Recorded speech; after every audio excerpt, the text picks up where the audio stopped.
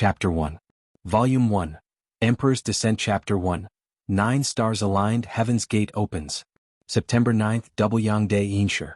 Before dawn, there were no clouds in the sky for thousands of miles. The 9 stars were especially bright.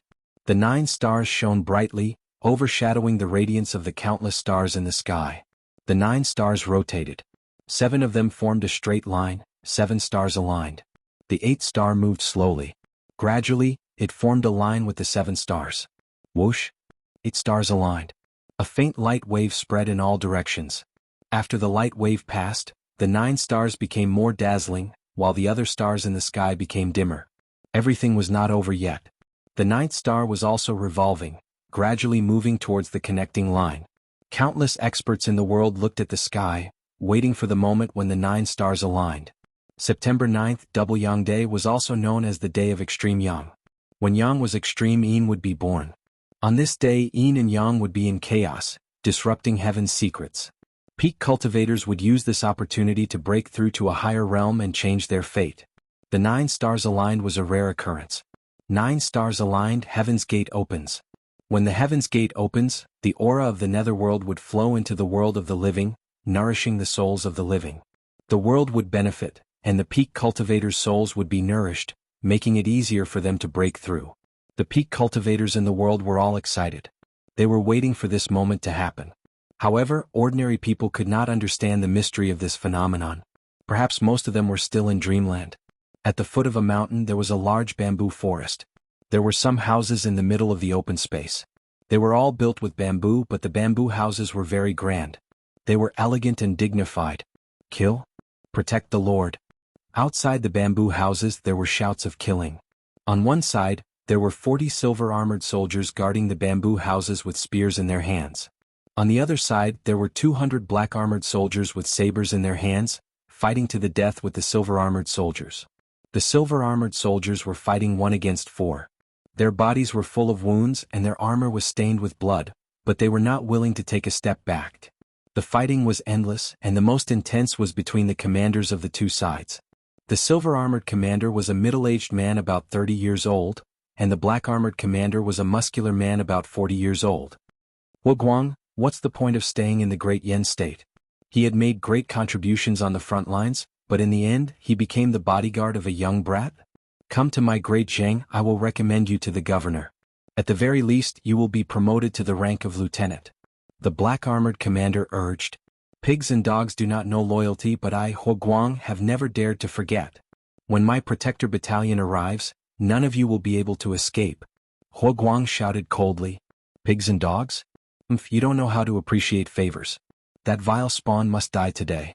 Our exalted elders have set up a grand formation outside so that not even the slightest bit of movement inside can leak out. The Lord Protector's battalion won't know about us. Just give up. I'll give you one more chance. Are you going to surrender or not? Surrender? Aha, my whole clan has always been loyal and righteous. No one has ever been afraid of death. Today, if I betray the country and surrender to you pigs and dogs, how can I face the world? How can I face my ancestors in the future? If you want to harm the Lord, you will have to step over my dead body. Guang shouted. If you don't surrender, then die. The black-armored commander's eyes flashed fiercely, and the saber in his hand slashed at Guang again. Boom! Guang blocked the black-armored commander, but the silver-armored soldiers around him found it harder and harder to resist. Chapter 2. CI? 3 or 4 silver-armored guards were killed on the spot. As the battle progressed, the black-armored guards became even more ferocious. You want me, Guang, to commit treason? Don't even think about it. Toxic dragon drill. Guang's long spear suddenly emitted a silver light. Boom. Panic flashed in the eyes of the black-armored commander, and he immediately retreated 7 steps before stabilizing himself. Kill Guang. The black-armored commander flew into a rage out of humiliation. Clang, clang, clang. 5 members of the black-armored army joined the commander's battle group, suppressing Guang together. The silver-armored army was about to be completely annihilated, but no one gave in and continued to defend the bamboo house. There were 7 or 8 odd job workers standing outside the main bamboo house. Their faces were pale and their bodies were trembling. The leader of the group was a middle-aged eunuch wearing an official's uniform. He held a horsetail whisk in his hand and looked anxious. At this moment, above the firmament, the 9th star finally moved to the line where the 8 stars were aligned. Boom! The 9 stars aligned pearls, and the heaven and earth suddenly resounded with a loud bang. 9 stars aligned, heaven's gate opened. Hoo! Strong winds blew and countless black clouds appeared in the sky. They stretched endlessly and one could not see the end of them. Whoosh! Whoosh! As the dark clouds appeared, a large amount of rain fell from the sky.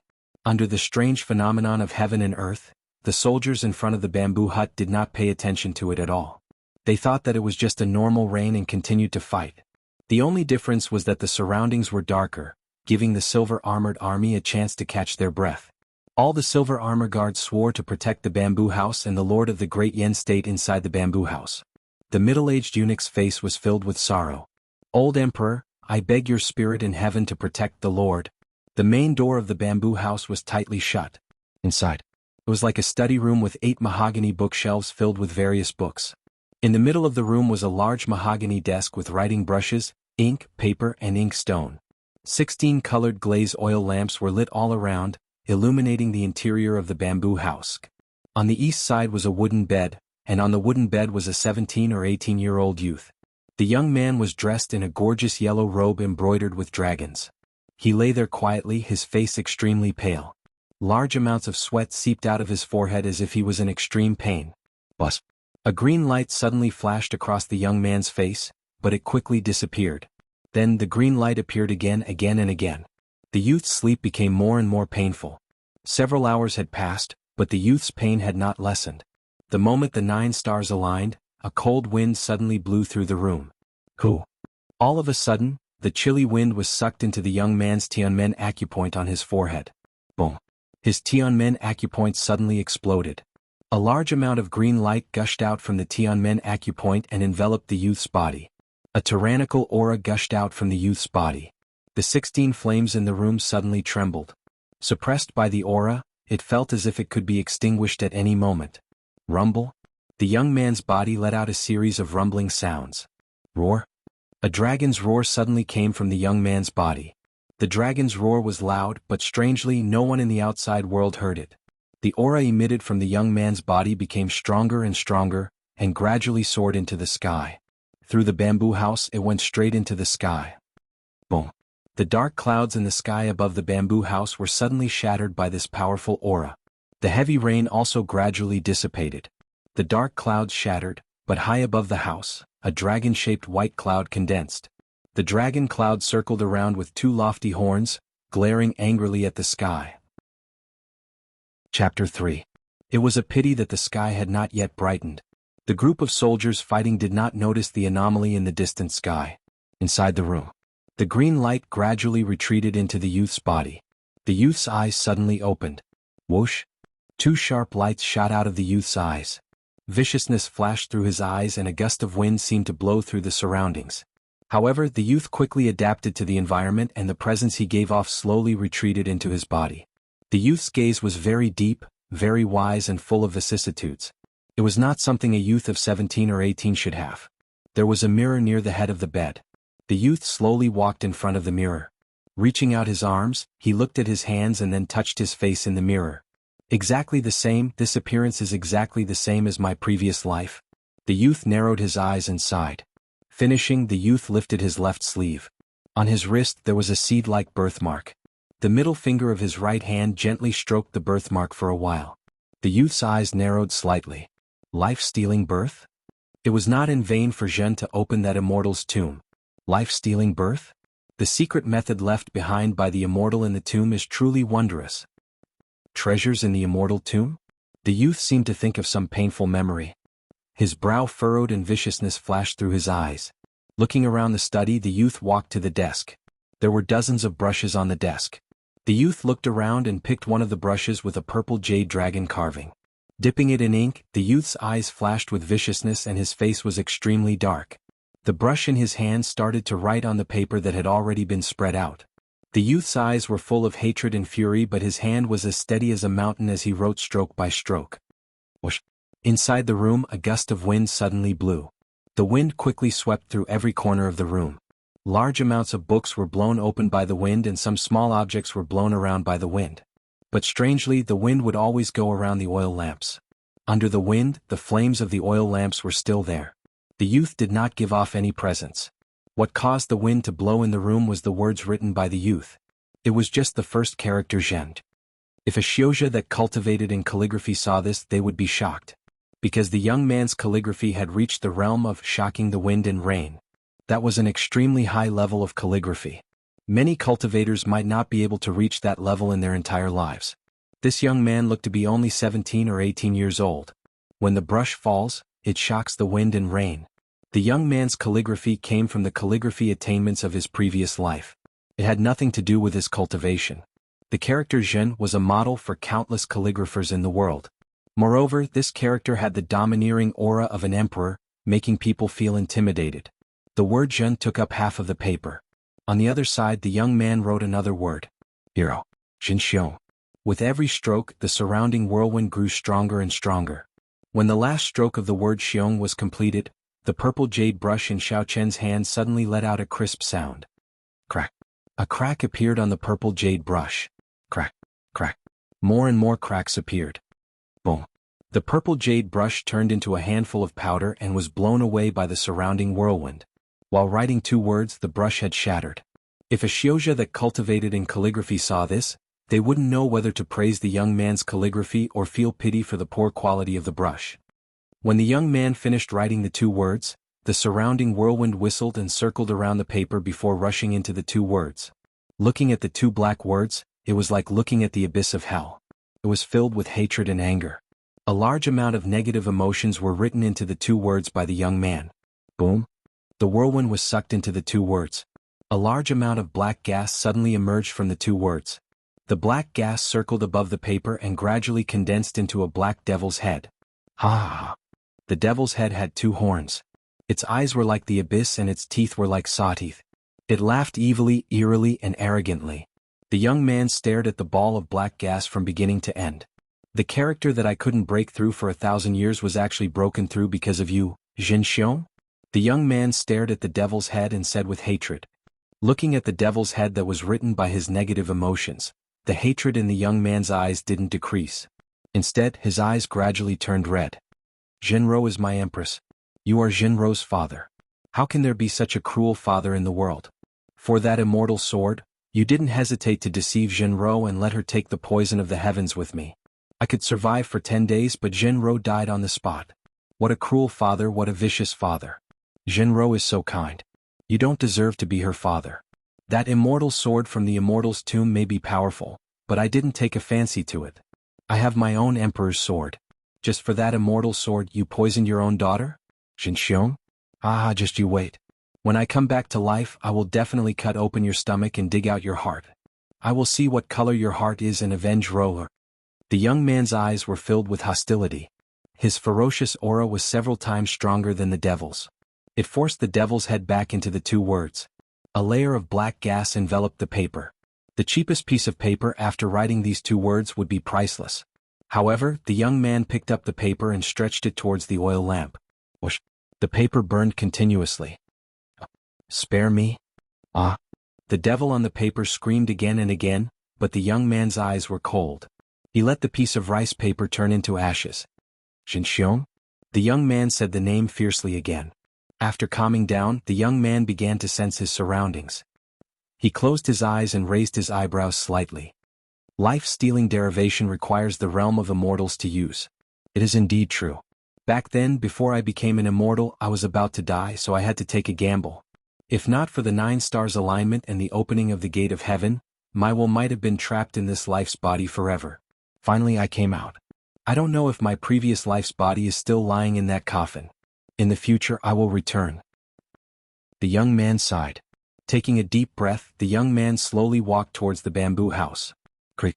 The door of the bamboo house was opened by the young man. Chapter 4. Kill? Second brother. You killed second brother, I'll kill you all. Those who stand in my way will die, kill, kill, kill.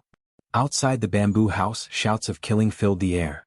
Blood splattered everywhere, mud splashed everywhere, and a large number of corpses lay on the ground. More than half of the silver-armored soldiers were dead or injured, but they still defended the bamboo house. Hua Guang and the black-armored commander's eyes were red from the killing. Both of them were injured, but the killing became more and more fierce. The servants outside the bamboo house were trembling, and the middle-aged eunuch was anxious. At this moment, a ray of sunlight appeared in the sky, instantly dispelling the surrounding darkness, making everyone feel at ease. The darkest moment before dawn had passed. Creak. The door of the bamboo house suddenly opened. Oh! The middle-aged eunuch immediately turned his head. A yellow-robed young man with a pale face and a frail appearance slowly walked out. Lord, quickly hide, don't let the enemy see you. The middle-aged eunuch immediately shouted. The youth indifferently looked at the middle-aged eunuch and ignored him, continuing to watch the bloody scene. That bastard came out, quickly, kill him together. A black-armored soldier's eyes lit up. The black-armored soldier's shout immediately attracted everyone's attention. Lord, quickly run. The silver-armored soldier Jiaohu shouted. Kill. The black-armored soldiers became more and more fierce. Lord, old slave, escort Lord out of here. The great Zheng country's consecrators have set up a formation here. As long as you rush out of the formation, you will be saved. Our monarch protector camp is outside. The middle-aged eunuch anxiously rushed forward. The youth's face did not show the panic that should have appeared. The youth looked at the crowd, his eyes were unfamiliar, but this did not hinder the youth from judging the situation. Formation? The youth indifferently said. Lord, if you don't leave now, it will be too late. The middle-aged eunuch Jiaohu said. The youth shook his head and turned his head to look around. His eyes slightly narrowed, and in a short while the youth's gaze locked onto a bamboo forest. Staring in the direction of the bamboo forest, the young man's eyes turned incomparably cold. There were two men standing in the depths of the bamboo forest. One of them was dressed in luxurious clothes, and there was a hint of pride in his eyes as he stared gloomily in the direction of the bamboo house. The other was an ugly old man in a Taoist robe. There was a small flag in front of the old Taoist. His palms were emitting a faint yellow light, and he was constantly injecting the yellow light into the small flag. His eyes were full of self-satisfaction. Zhao Qinda, if not for you, we wouldn't have found this place. The Yan Emperor would never have thought that it was your Yan State's Zhao family that wanted to kill this bastard. The old Taoist laughed evilly. Yan Emperor? He can't wait for this bastard to die as soon as possible. After all, this bastard's identity is too special, and his parents are already dead. Zhao Qinda sneered. This vile spawn has a strange background. If I were the Yan Emperor, I would also sentence him to death. However, this vile spawn has lived here for 7 years. The Yan Emperor has no excuse to kill him. The Yan Emperor is not worried, but your Zhao clan is? Ah! The old Taoist laughed evilly. Zhao Qinda looked at Consecrator Ma and smiled faintly. Don't worry, when my Zhao clan takes control of the Yan state, I will definitely fulfill my promise to you. The 16 cities in the southern border of the Yan state will not be short of a single piece of land. Haha, Zhao Qinda is the eldest son of the Zhao clan. Your words naturally represent the Zhao clan. I trust you. Consecrator Ma laughed evilly. To Consecrator Ma, whether or not Zhao Qinda kept his promise was not important. What was important was that the Yan state was becoming more and more chaotic. Chapter 5. That vile spawn is out. Zhao Qinda said immediately. Consecrator Ma looked over and said with disdain, so what if he's out? He's a dead man anyway. With this old man's array, the Lord Protector camp won't notice anything unusual here. No, that vile spawn is looking over. Zhao Qinda's expression changed. Impossible. How can a mortal see through my array? Consecrator Ma said in disbelief. However, Consecrator Ma suddenly felt like he was being stared at by a poisonous snake. All the hair on his back stood up. He looked at the young man at the entrance of the bamboo house in disbelief. The young man stared at Consecrator Ma. The array couldn't block his fierce gaze at all. When the two looked at each other, Consecrator Ma felt like a mountain was pressing down on him. What kind of gaze is that? Consecrator Ma said in shock. The young man's eyes widened, and a murderous aura shot out from his eyes. Others didn't notice it, but Consecrator Ma saw it clearly. When the young man glared, it was like the world was lit up. A vast intent rushed towards him. Intent. It was hidden in the soul and came from the eyes. It had nothing to do with cultivation.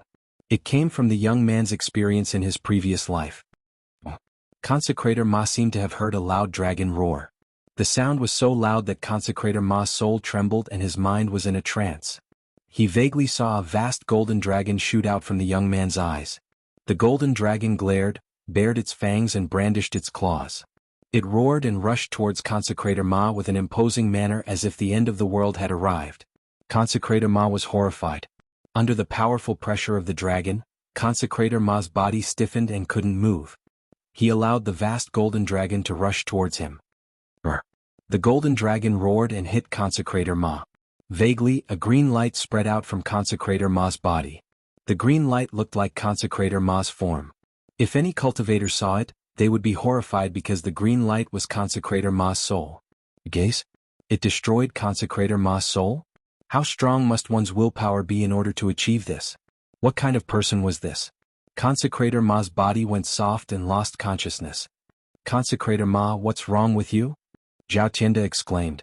The young man's glance was directed at Consecrator Ma. Naturally, the others couldn't feel the tremendous impact of his will, nor could they see the vast golden dragon formed by his will. Consecrator Ma's soul dissipated, he couldn't be any more dead. The grand formation that he was in charge of was also destroyed. The fog surrounding the bamboo forest dissipated in an instant. In front of the bamboo house, the young man's body shook slightly and his face turned pale. My body in this life is still too weak. The young man sighed. Lord, quickly follow the old slave. The middle-aged eunuch said anxiously. The young man shook his head because the crisis had been averted. Quick enemy attack. Everyone head to the bamboo house. Protect the Lord. Suddenly, the sound of footsteps could be heard from the depths of the bamboo forest. Outside the bamboo house, the faces of the black armored army, who originally held the absolute advantage, immediately changed. What's going on? The Lord Protector's camp is coming? A black armored army exclaimed. Brothers, our reinforcements are here, the reinforcements are here. A silver armored army shouted excitedly. The reinforcements are here? The formation is broken? Great, great. The middle-aged eunuch said excitedly. We're saved, we're saved. The crowd of odd job workers also came to their senses. Chapter 6. Although the young man was exhausted after breaking the formation, he still stood calmly at the entrance of the bamboo house with the willpower of an emperor from his previous life, looking at everyone coldly. The anxious cries of the Lord Protector's camp came from afar. The black armored army outside the bamboo house was in a state of panic. Although there were some casualties before, they were all within the acceptable range. Now, with the arrival of the Lord Protector's camp, there was no way to escape. Suddenly, some of the black armored army slowed down and changed their positions, preparing to escape. Seeing this, the black armored commander felt something was wrong. Everyone is from the Lord Protector's camp. No one can escape. Now we can only capture the bastard. Either we die or we capture the bastard. The black armored commander shouted. The black armored commander shouted, and the black armored army, whose fighting spirit had already waned, reignited their fighting spirit. Suddenly they all looked at the young man. Protect the Lord with our lives. Huo Guang shouted anxiously. Roar. The silver armored army shouted. The reinforcements had arrived. The silver armored army's fighting spirit was also ignited. Kill?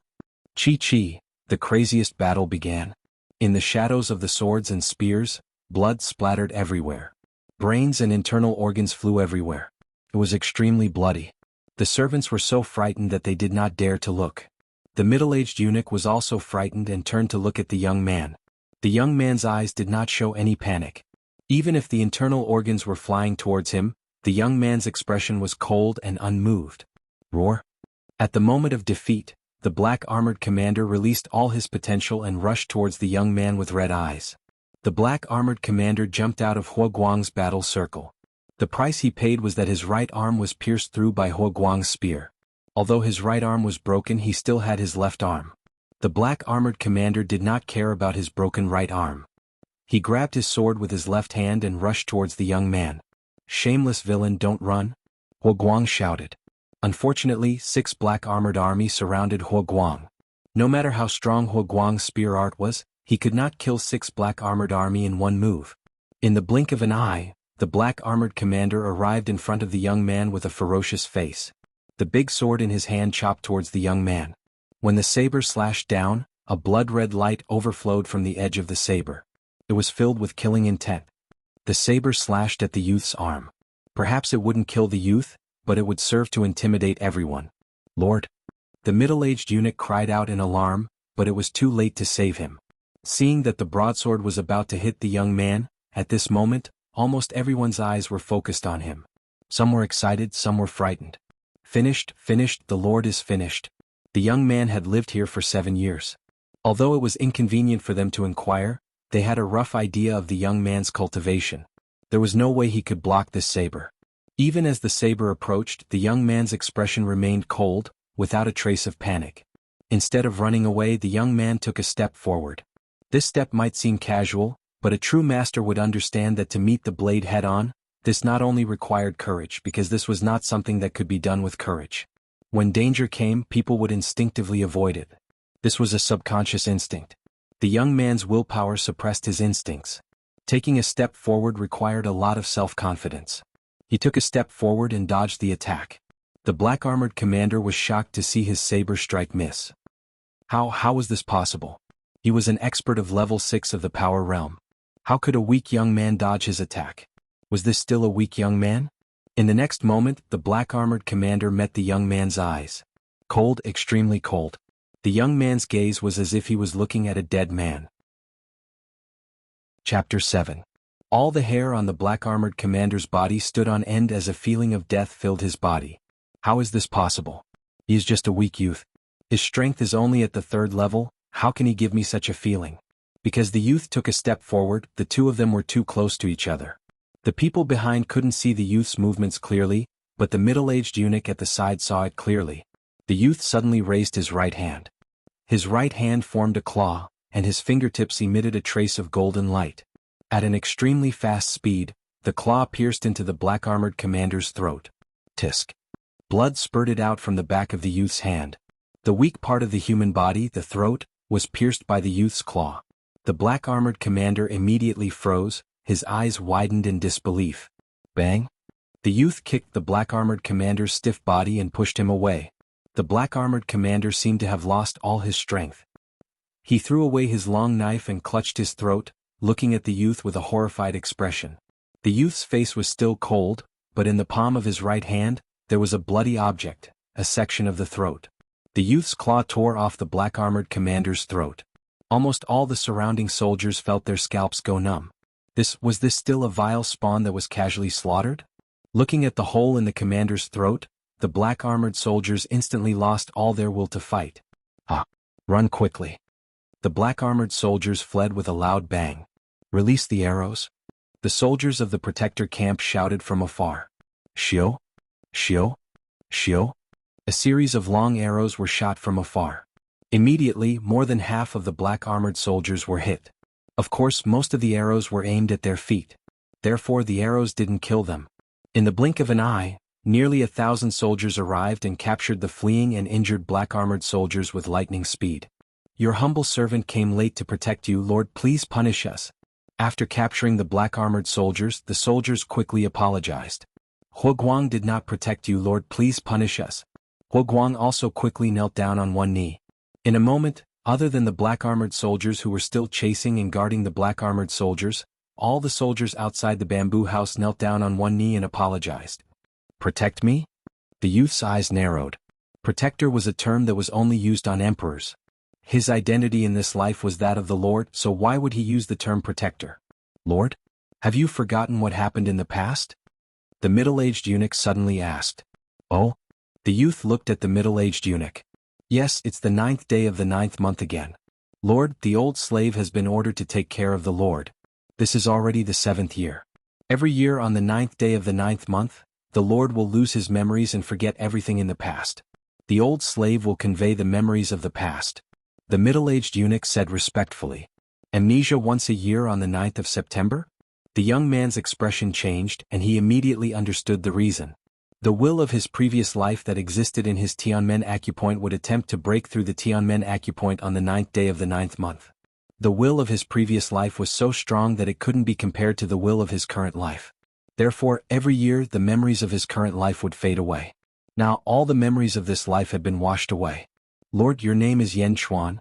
The middle-aged eunuch said respectfully. Yen Chuan? The youth repeated the name. After a moment of silence, the youth finally nodded and said, if that's the case, then from now on, I will be called Yen Chuan. The youth accepted the name of his current life. The lord is the most respected lord in the great Yen state. The title is equal to the king. His position is equal to the emperor. The middle-aged eunuch said seriously. The title is equal to the king? Yen Chuan raised his eyebrows. As an emperor in his previous life, Yen Chuan understood that there couldn't be two suns in the sky and two emperors in a country. The emperor was the head of the country and no one could compare to him. The dignity of an emperor couldn't be trampled on. The title is equal to the king? Ridiculous, how could there be such a title? Chapter 8. While Yen Chuan was sizing up the crowd, an arrogant shout came from afar. Several soldiers were escorting a man in a luxurious robe. What are you doing? I am the young master of the Zhao clan. I am Zhao Tianda. Are you blind? Let me go or I will kill your entire clan. Zhao Tianda shouted arrogantly at the soldiers, but the soldiers did not let him go even though their faces were ugly. They forcefully escorted him to the bamboo house. The soldiers behind him brought consecrated Ma's body and 8 banners. What is your name? I will kill your entire clan. Zhao Tianda said arrogantly. Yen Chuan looked at the arrogant Zhao Tianda and narrowed his eyes. Kill my entire clan? Who gave you the right? Yen Chuan said coldly. After understanding his status, Yen Chuan immediately used the situation to confirm his identity. Although Yen Chuan was disgusted by the name, he would not object to it being used on himself. His status was the same as the Yen Emperor, so he was also the ruler of a country. The law was the most important thing in a country. It could not be violated. The first of 100 crimes was the execution of the entire clan. Only by harming the imperial power could one be sentenced to the execution of the entire clan. Moreover, this crime could only be committed by the emperor. In the Yen state, only the Yen Emperor and now Yen Chuan had the right to commit such a crime. A young master of the Zhao clan? Even the head of the Zhao clan did not have the right. Yen Chuan's words immediately attracted Zhao Tianda's attention. Ha bastard! Yen Chuan, you know who I am. You better let me go now and I can pretend that nothing happened. Zhao Tianda said arrogantly. Lord, the Zhao clan is one of the biggest clans in the Yen state. The head of the Zhao clan is a prince with a different surname. He has a high position and even controls 30% of the Yen state's army. Moreover, most of the army is stationed not far away. This Zhao Tianda is a marquis in the Yen state. The middle-aged eunuch immediately explained. Haha, I remember now. You haven't recovered from your soulless disease. You lose your memory once a year. Now you know who I am, right? Hurry up and let me go. Otherwise, my Zhao family's great army will definitely flatten this place. Zhao Tianda said arrogantly. Yen Chuan looked coldly at Zhao Tianda and interrupted in a deep voice, Marquis Di Hao? As an official of Great Yen, he dared to look down on the Tian family. Hua Guang, execute him. Yes. Hua Guang, who was kneeling on one knee, immediately stood up. Clenching his fist, Hua Guang stepped forward. What are you doing? Whoever dares to hit me, I'll exterminate their 9 generations. Zhao Tianda said with bloodshot eyes. Pa. A bright red palm print appeared on Zhao Tianda's face. You dare to hit me? Smack. Smack. Smack. Yen Chuan didn't stop him. Hua Guang continued to slap Zhao Tianda. In the blink of an eye, Zhao Tianda's face was swollen. He couldn't speak clearly and was terrified. Don't hit me, don't hit me. Zhao Tianda immediately begged for mercy. Smack. Smack. Smack. Hua Guang didn't stop at all. I beg you, don't hit me. My teeth are falling out. Don't hit me. Yen Chuan looked coldly at Zhao Tianda. Zhao Tianda's previous arrogance was completely beaten down. He couldn't escape and immediately began to beg for mercy in fear. Stop. Yen Chuan said in a deep voice. Hua Guang immediately stopped. Zhao Tianda stumbled and covered his face, looking at Hua Guang in horror. Only when the slapping ended did he put down his hand. However, his face was already swollen beyond recognition. While frightened, he looked at Hua Guang with hatred. Yen Chuan looked at the old Taoist's body that was scattered by his will. His gaze was cold. Speak. Why did you harm me? Tell me everything. Yen Chuan said in a deep voice. Chapter 9. I was bewitched by the Zheng dynasty's people. I was deceived. Lord, please spare my life. Zhao Tianda learned his lesson and immediately said. Yen Chuan stared at Zhao Tianda and sneered, You still want to deceive me at this point? Do you think I'm that easy to deceive? Break his arm. Yes. Hua Guang answered. No. Zhao Tianda exclaimed. Crack. Zhao Tianda's right arm was broken by Hua Guang. Zhao Tianda screamed like a pig being slaughtered. Yen Chuan coldly shouted.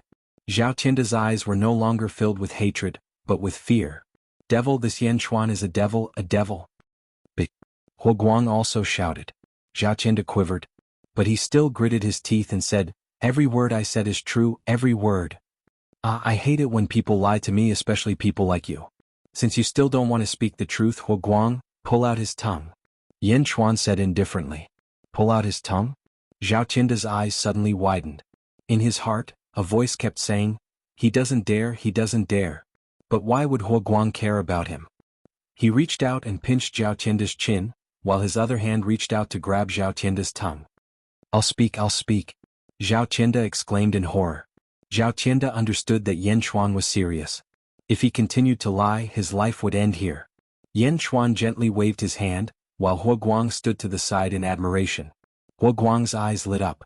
When he was sent here to protect Yan Chuan, although Huo Guang didn't say it, he still panicked in his heart. After all, if he protected Yan Chuan, his future would come to an end. But Yan Chuan's methods today gave Huo Guang hope. Which man in this world doesn't want to make a name for himself? But Yan Chuan said indifferently. Yes, the Dezheng country's consecrated elders brought the army into the Forbidden Forest. The family had decided to use this opportunity to unite with the Dezheng country's consecrated elders to kill you. I am just a guide, Zhao Tianda said, trembling. What? Yan Chuan was puzzled. This is the family head's decision, because you are the emperor equal to one. You are of the Yan clan's bloodline. Zhao Tianda said while trembling. Yan clan bloodline? In that case your Zhao family wants to usurp the throne? Yan Chuan said coolly. With Yan Chuan's wisdom as a former emperor, he immediately realized the key point. If the Yan emperor's bloodline was wiped out, then he would be the rightful successor of Great Yan. So, if he killed him now, he would cut off Great Yan's escape route and shift the blame to Great Zheng, which would confuse the Yan emperor even more. Moreover, Zhao Tianda's death might be something the Yan emperor would be happy to see. After all, his identity was too special. Usurp the throne? The soldiers were shocked. The Zhao family has wild ambitions. No, no, no. Zhao Tianda said while trembling. Yan Chuan naturally would not listen to Zhao Tianda's argument. Instead, he asked again, Dezheng country's consecrated elders? Why would they appear here? I don't know. Zhao Tianda shook his head. Yan Chuan's face darkened. I really don't know. But I heard that the Yan state's consecrated elders will be here soon. Not only the consecrated elders, even the immortal sex people might be here. I really don't know anything else. Zhao Tianda hurriedly said everything. Yan Chuan looked at Zhao Tianda and was silent for a while, digesting this information. Lord, I was confused. Please let me go. Zhao Tianda suddenly shouted. Lord, how should we deal with this person? Huo Guang asked respectfully.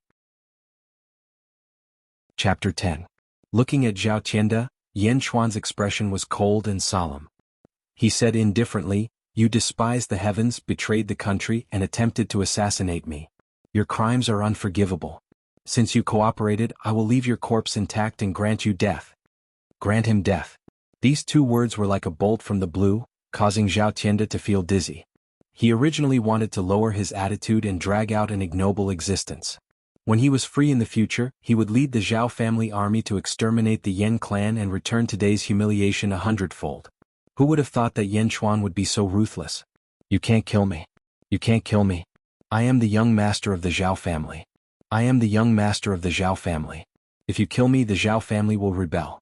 My grandfather won't let you off. Don't kill me. I can give you a lot of money. A lot. Zhao Tianda said incoherently. Yan Chuan ignored him and looked at Huo Guang. Yes. Huo Guang replied. Tiske. The long spear instantly pierced through Zhao Tianda's throat. Oh. Zhao Tianda's eyes widened. He cried out in disbelief and fell to the ground, dead. The surrounding army was silent. No one dared to raise their heads, but their hearts were in turmoil. This was the first time they saw Yan Chuan's methods. It was extremely shrewd and ruthless. As for the imprisoned black-armored army, they were all trembling in fear. Lord Zhao Tianda is dead. Huo Guang said respectfully. Looking at Zhao Tianda's corpse, Yan Chuan said indifferently, Send this corpse to the imperial capital and hand it over to Yan Emperor. Yes. Huo Guang said respectfully. Send the corpse to the imperial capital? No one understood the purpose. Wasn't this superfluous? But no one dared to say anything. Will there be compensation for the casualties? Yan Chuan looked at Huo Guang. Yes, the families of the dead will receive 300 taels of silver. Huo Guang said. Looking at the corpses, Yin Chuan shook his head and said, these people died to protect me. The compensation for each family will be increased by 5 times. Oh. Everyone raised their heads in surprise. However, his heart was abruptly burning with passion. Yes. Huo Guang shouted. Huo Guang shouted loudly, sending off these fallen brothers. He was moved by Yin Chuan's reward for the army. Clean up the surroundings, lock them up, and interrogate the black armored army about Zheng's consecrator's visit. Yin Chuan said. As you command. Huo Guang replied respectfully. As for this dead Jing dynasty consecrator, search his body first. Wait for me to come out and deal with him. Yin Chuan said. Yes. Rise. Yin Chuan said to the kneeling soldiers. Thank you, Lord. The soldiers stood up one after another. Yin Chuan also turned around and walked towards the bamboo house. The rest of the matters were left to Huo Guang. Lord. The middle-aged eunuch immediately ordered the servants to bring a few basins of clean water for Yin Chuan to clean the blood stains on his hands. Yin Chuan washed his hands and ordered, I will rest for a while. No one is allowed to disturb me. Yes. The middle-aged eunuch replied respectfully. Yin Chuan walked back to the bamboo house and closed the door. The middle-aged eunuch personally stood guard outside the bamboo house and watched as Huo Guang ordered the soldiers to quickly clean up the surroundings. The middle-aged eunuch sighed and said, Old Emperor, the Lord has finally grown up. Your soul in heaven can rest in peace now. Inside the bamboo house, Yin Chuan returned to his chair and sat cross-legged. He slightly adjusted his breathing and felt his body. After about 2 hours, Yin Chuan's face slowly became rosy. He opened his eyes and stretched out his arms. Looking at his palms, a faint golden light shone from them. Third tier of the strength realm? Or is it too weak? Only the strength of 9 bulls? It seems that it will take a long time to return to the strength of my previous life. Yin Chuan sighed slightly. As he spoke, Yin Chuan squinted his eyes and said, When I return to the peak, Jin Xiong, you should have reached the immortal realm with that immortal sword, right? I will come and find you. In this life, I will create an even stronger imperial court than my previous life. I will overcome the heavenly tribulation and reach the immortal realm. I will cut open your chest and take your heart and lungs. Chapter 11. When I return to my peak Zhen Xiong, you should have entered the immortal realm with that sword of yours, right? I will come and find you. In this life, I will create an even stronger imperial court than in my previous life. I will overcome the heavenly tribulation and reach the immortal realm. I will cut open your chest and take your heart and lungs. Go go go. While Yin Chuan was swearing to take revenge, his stomach suddenly growled. Looking at his stomach, Yin Chuan smiled bitterly. I haven't felt hungry in a long time. The strength realm is the most basic realm. One must eat a lot of meat to increase their strength. Strength realm? Luckily, my status in this life is not low. I was born with a lot of meat, but I don't know what grade it is. Yin Chuan stood up and smoothed out the creases on his clothes. He opened the bamboo door again and slowly walked out. The large number of corpses had been cleaned up. A group of servants were waiting on both sides. Greetings to the Lord. Everyone said respectfully. I'm hungry. Serve the feast. Right here. Yin Chuan said calmly. Yes. The middle-aged eunuch said immediately. Then, he quickly ordered the servants to bring in a luxurious table and chairs. Dishes were also served. During this time, Yin Chuan took a look at Consecrator Ma's corpse. Lord, I have searched this corpse. Other than a bottle of pills and these 8 banners, there is nothing else. Huo Guang respectfully handed over a small bottle and 8 banners. Yin Chuan took the small bottle and sniffed it. Fasting pill? It's not a good pill. It can't increase strength by much. 1 pill can at most keep you hungry for 15 days. Yin Chuan said calmly. Fasting pill? Huo Guang's eyes lit up. 1 pill can keep you hungry for 15 days? This was an extremely luxurious item for a soldier. In war, food was often needed. If there was a fasting pill, wouldn't the army be invincible? Unfortunately, there were too few fasting pills. Huo Guang estimated that there were less than 30 pills. This was not the reason why Huo Guang was so excited. The reason why he was excited was that the Lord had recognized him at a glance. Yin Chuan paid no attention to Huo Guang. Instead, he flipped through the 8 banners. Looking at the banner, Yin Chuan raised his eyebrows and said, Ice silk? Good material, but it's a pity that it's been wasted into such a crude product. Huo Guang stood at the side and watched, his eyes filled with curiosity. Each of Yan Chuan's words seemed to have a great magical power, attracting He Guang and making He Guang's heart beat wildly. Yan Chuan glanced at He Guang and the corners of his mouth curled up slightly. "Lord, you may begin the feast." The middle-aged eunuch walked over and said respectfully. Yan Chuan nodded. He placed the fasting pills and the 8 banners on the table, flicked the corner of his robe and sat down. He Guang, the middle-aged eunuch, and a group of servants stood respectfully at the side, waiting for Yan Chuan. There were 8 dishes on the table, all of which were meat. Yan Chuan was satisfied. He picked up the jade chopsticks, picked up the meat and started eating. After taking a bite, Yan Chuan frowned and asked, "This is?" "Lord, this is deer meat. The Lord Protector's camp just got it not long ago," the middle-aged eunuch said. Yan Chuan nodded. It was not that Yan Chuan could not recognize the meat. The main thing was that the deer meat did not satisfy Yan Chuan. The middle-aged eunuch continued to pick up other meat dishes and introduced them again. "Deer meat, wolf meat, beef, only this meat?" Yan Chuan asked in a deep voice. "Lord, these are the best meat dishes," the middle-aged eunuch said immediately. "No demonic beast meat?" Yan Chuan asked. "Demonic beast? I heard that His Majesty went hunting 2 years ago. 500 palace guards only managed to kill an injured old demonic beast. We are only mortals. How could we catch a demonic beast?" The middle-aged eunuch shook his head. Chapter 12. Yan Chuan pondered and said, "Since that's the case, using ordinary meat to increase my strength will take a long time. Moreover, I will need to eat a lot." "That's right. Right now, I need to eat half a cow a day before I can continue my cultivation," He Guang said from the side. Yan Chuan nodded, but the jade chopsticks in his hand did not stop. He continued to eat the cooked meat. Although his speed was very fast in the eyes of the others, he was so elegant that it made them feel strange. Pieces of meat turned into streams of strength and were absorbed into Yan Chuan's body. Yan Chuan only put down the jade chopsticks when all 8 plates of meat were finished. The servants quickly removed the food and replaced it with tea for Yan Chuan. After the servants left, only He Guang and the old eunuch were left. "What's your name?" Yan Chuan looked at the middle-aged eunuch and asked. "Old slave Lu Jin." The middle-aged eunuch said respectfully, "Lu Jin? Tell me about my situation." Yan Chuan asked calmly. "Yes, the Lord is the king of the Yan state. This title of king comes from your father, the old emperor. The old emperor is Yan Tao. He was the emperor of the Yan state 300 years ago. Later, he entered the Immortal sect by chance and gave the throne to his younger brother. He lowered his status to the king of the Yan state and no longer managed the Yan state. However, he still had the power of a monarch in the great Yan state. Later, under the protection of the old emperor, the great Yan state stood strong for 300 years. Lu Jin said solemnly.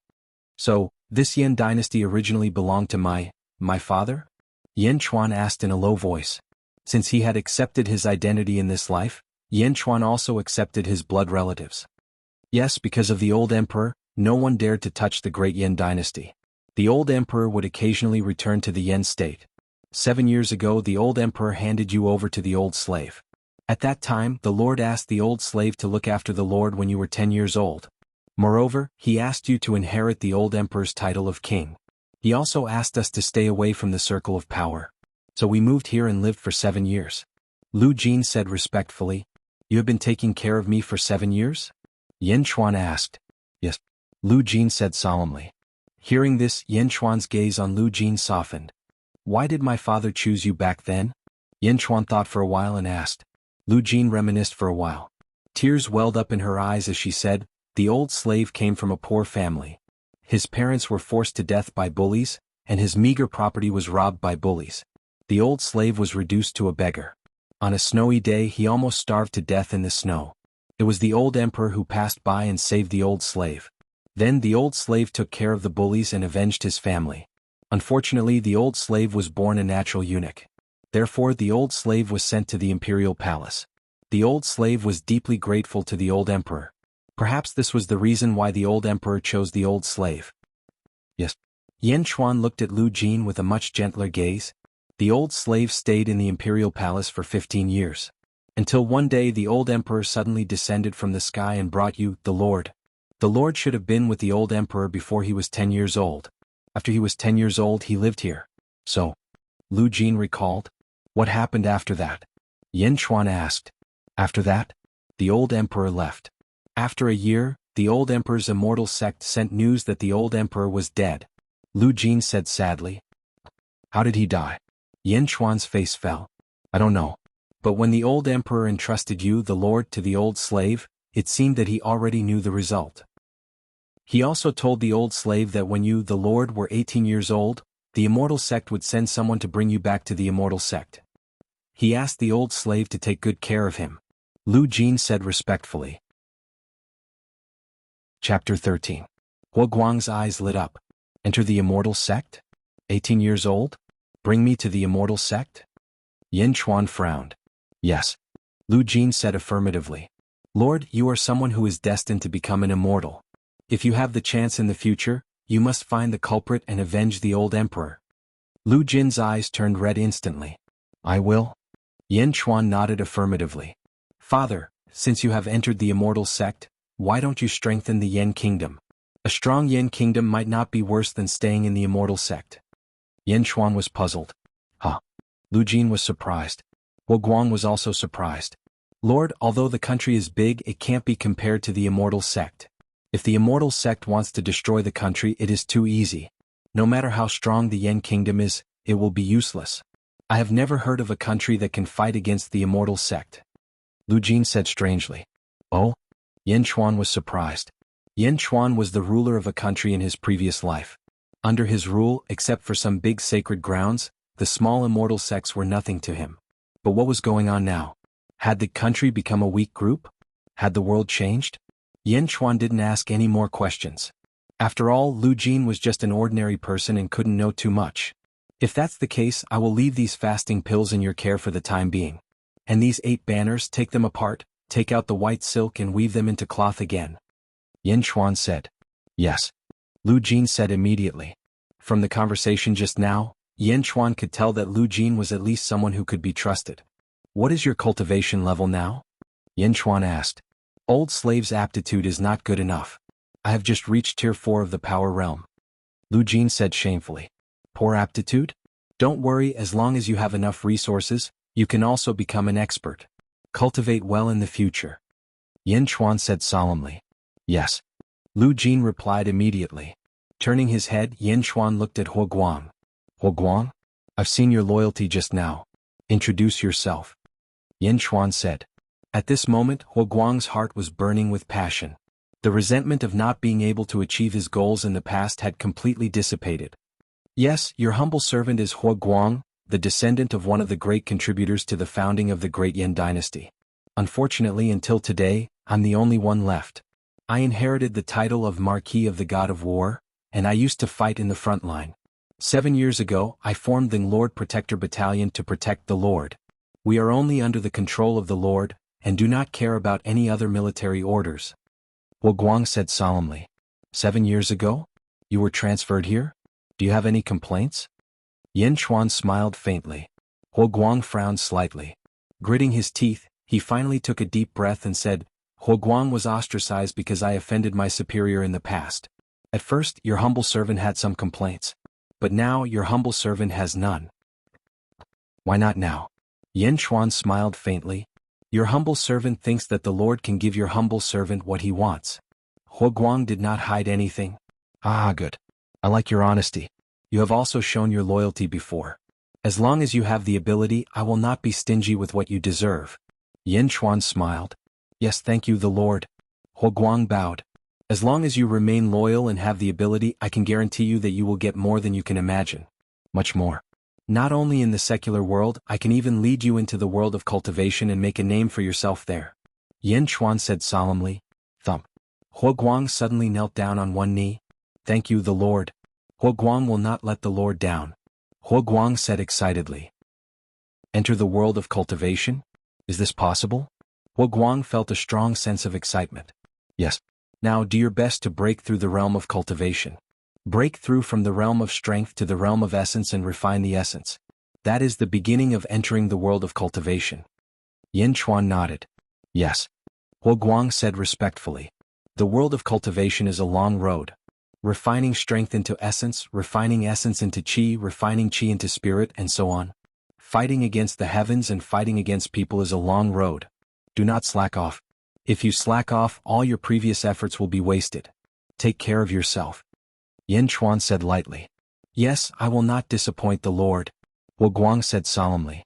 Get up and tell me about the assassination. Yin Chuan said lightly. Yes.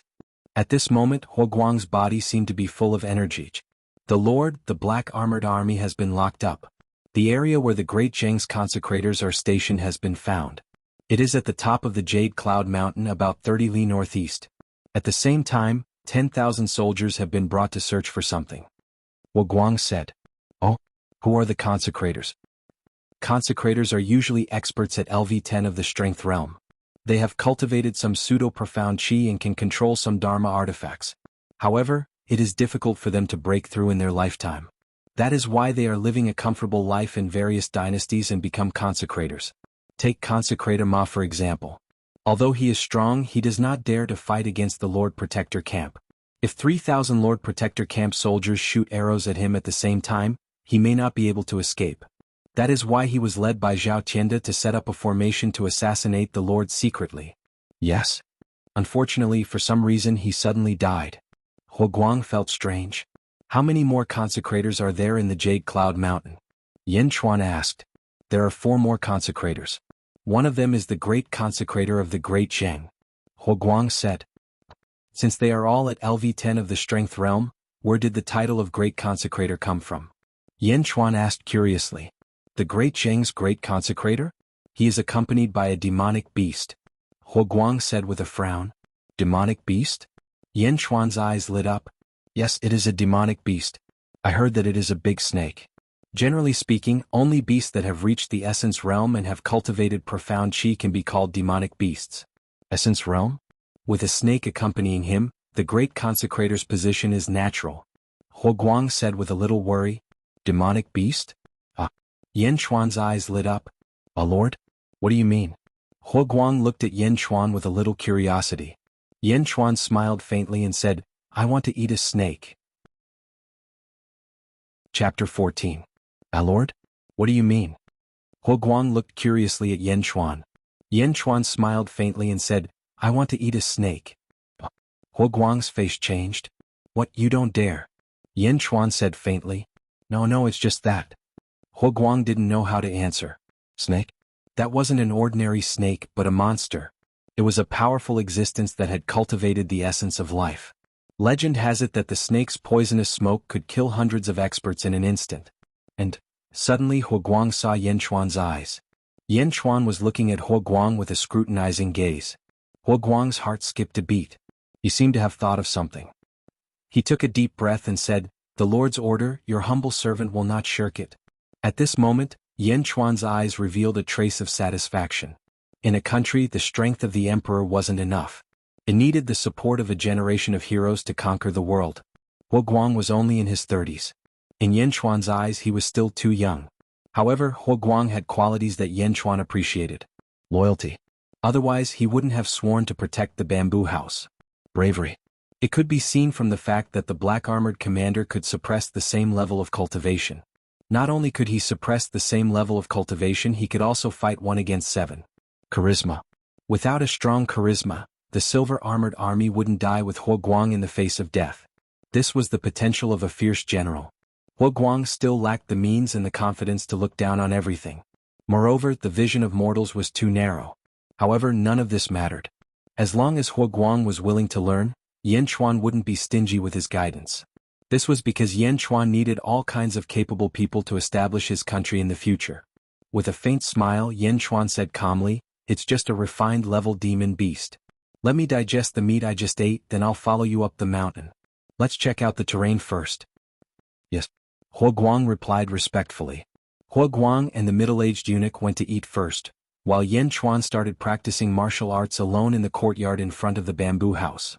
Yin Chuan's punches were very slow.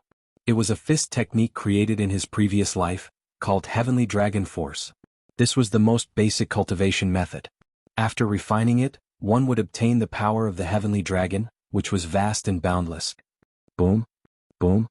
Punches after punches were thrown out, and faint sounds of the air breaking could be heard. He had just eaten a large amount of meat, and while he was practicing his fist art, his stamina was rapidly depleted, but at the same time his stamina was also rapidly increasing. After a set of heavenly dragon force, Yan Chuan's body was covered in sweat. During this time Yan Chuan and Lu Jin came over again. Seeing Yan Chuan practicing his fist art, Lu Jin was puzzled. Lu Jin had never seen Yan Chuan practice this set of fist art before. Go boil some hot water. So that the Lord can bathe and change his clothes, Lu Jin said to a servant in a deep voice. Yes. The servant at the side quickly retreated. Huo Guang, who was at level 6 of the strength realm, had a flash of light in his eyes. In Huo Guang's eyes, although Yan Chuan's fist art was very slow, so slow that anyone could learn it, Huo Guang knew that no one would be able to learn it. Huo Guang could feel the flow of air following Yan Chuan's fist. This was fist intent. There was no way to learn it. Huo Guang felt that among all the people he had met, no one had a stronger fist intent than the Lord. Was the Lord really only at level 3 of the strength realm? Boom. When the last punch was thrown out, it was as if a gentle breeze had blown past, blowing the bamboo leaves not far away. At this moment Yan Chuan finally stopped. Lord, did the old emperor teach you this before you were 10 years old? Lu Jin asked in surprise. I suddenly remembered some of the techniques from the past. Yan Chuan said ambiguously. Chapter 15. Immediately Huo Guang and Lu Jin looked at him enviously. The old emperor was like a deity. How could his martial arts be bad? Lord, the hot water is ready. Please take a bath and change your clothes. Lu Jin said again. Okay. Yan Chuan nodded. After finishing his training, Yan Chuan took a good bath. His whole body felt refreshed. Unfortunately he was still at LV3 of the power realm. Cultivation was not something that could be broken through by eating meat and practicing martial arts. Walking out of the bamboo house, Huo Guang had been waiting for a long time. Behind him stood 20 silver armor guards. Lord, everyone said respectfully. Okay, let's go up the mountain. Yan Chuan said calmly. Yes. Everyone answered. Next to the bamboo house was a tall mountain. The 20 silver armor guards cleared the weeds. Huo Guang and Lu Jin followed behind Yan Chuan respectfully and slowly up the mountain. The mountain was 200 feet high, but it was nothing for the experts. Soon they arrived at the top of the mountain. Everyone stood behind Yan Chuan and stood on top of a large rock. Standing at the top of the mountain, Yan Chuan's field of vision suddenly widened. Lord, that is Emerald Cloud Mountain. The great Zheng's offerings are on that mountain. Huo Guang pointed at a mountain in the distance. Because of the distance the mountain looked small. However, Yan Chuan knew that the mountain should be much bigger than the one he was standing on. Okay. Yan Chuan nodded. However, Yan Chuan did not pay attention to Emerald Cloud Mountain for too long. Instead, he raised his eyebrows and looked around. Yan Chuan was slightly surprised. In the south, dozens of miles away, there was an endless fog that covered the entire forest. Dark clouds were rolling in the sky, covering a large area in the south. It was gloomy. This is? Yan Chuan narrowed his eyes. Lord, this is the Forbidden Forest. It is a land of death. Many people went in to investigate but no one came out. When my dynasty was founded it was already here. Even when my dynasty sent a large army in they never returned. Therefore very few people dare to enter. Lu Jin said respectfully. Feng Shui Formation? It's actually a Feng Shui Formation. Yan Chuan narrowed his eyes. Feng Shui Formation? Lord, what is a Feng Shui Formation? Huo Guang asked curiously. Looking at the crowd, Yan Chuan was originally going to be groomed, so he did not hide anything. In your hearts, are those immortal sects all the same? Yan Chuan asked with a smile. This subordinate does not know, but it should be about the same. Huo Guang was puzzled. Shaking his head, Yan Chuan took a deep breath and said, Immortal sect? It's just a general term for the mortal world. Immortal? It's not that easy to become an immortal. The immortal sects you speak of are mostly mortal cultivator sections. There are 5 types of cultivation in the world. Huo Guang immediately perked up. 1 is life, 2 is luck, 3 is feng shui for his yin virtue and 5 is reading. Yan Chuan said solemnly. Lord, reading? What's the use of reading so much? Huo Guang was puzzled. Reading? Don't look down on the study of cultivation. Some great scholars are filled with righteous energy. Their words can kill thousands of demons and devils. Some people who have mastered the art of calligraphy can write out an army of thousands of men and horses with a single stroke. The army can come out of their pen and ink and destroy everything. Yan Chuan explained. You can write an army with a pen and ink? Isn't that more powerful than the legendary bean soldiers? Huo Guang was surprised. Being soldiers? That's just a small path. Yin Chuan said disdainfully. Yes. Huo Guang's face twitched. That's just a small path? Then what is Yin virtue? Huo Guang asked again. Yin virtue? It's similar to Buddhism and Taoism. They cultivate by collecting immeasurable merit. You'll come into contact with it in the future. Yin Chuan said calmly. Yes. Huo Guang nodded respectfully. As for feng shui cultivators, they travel the earth in search of dragon veins to cultivate. The feng shui formation they set up is extremely strange. It's both real and illusory. It's very different from ordinary formations.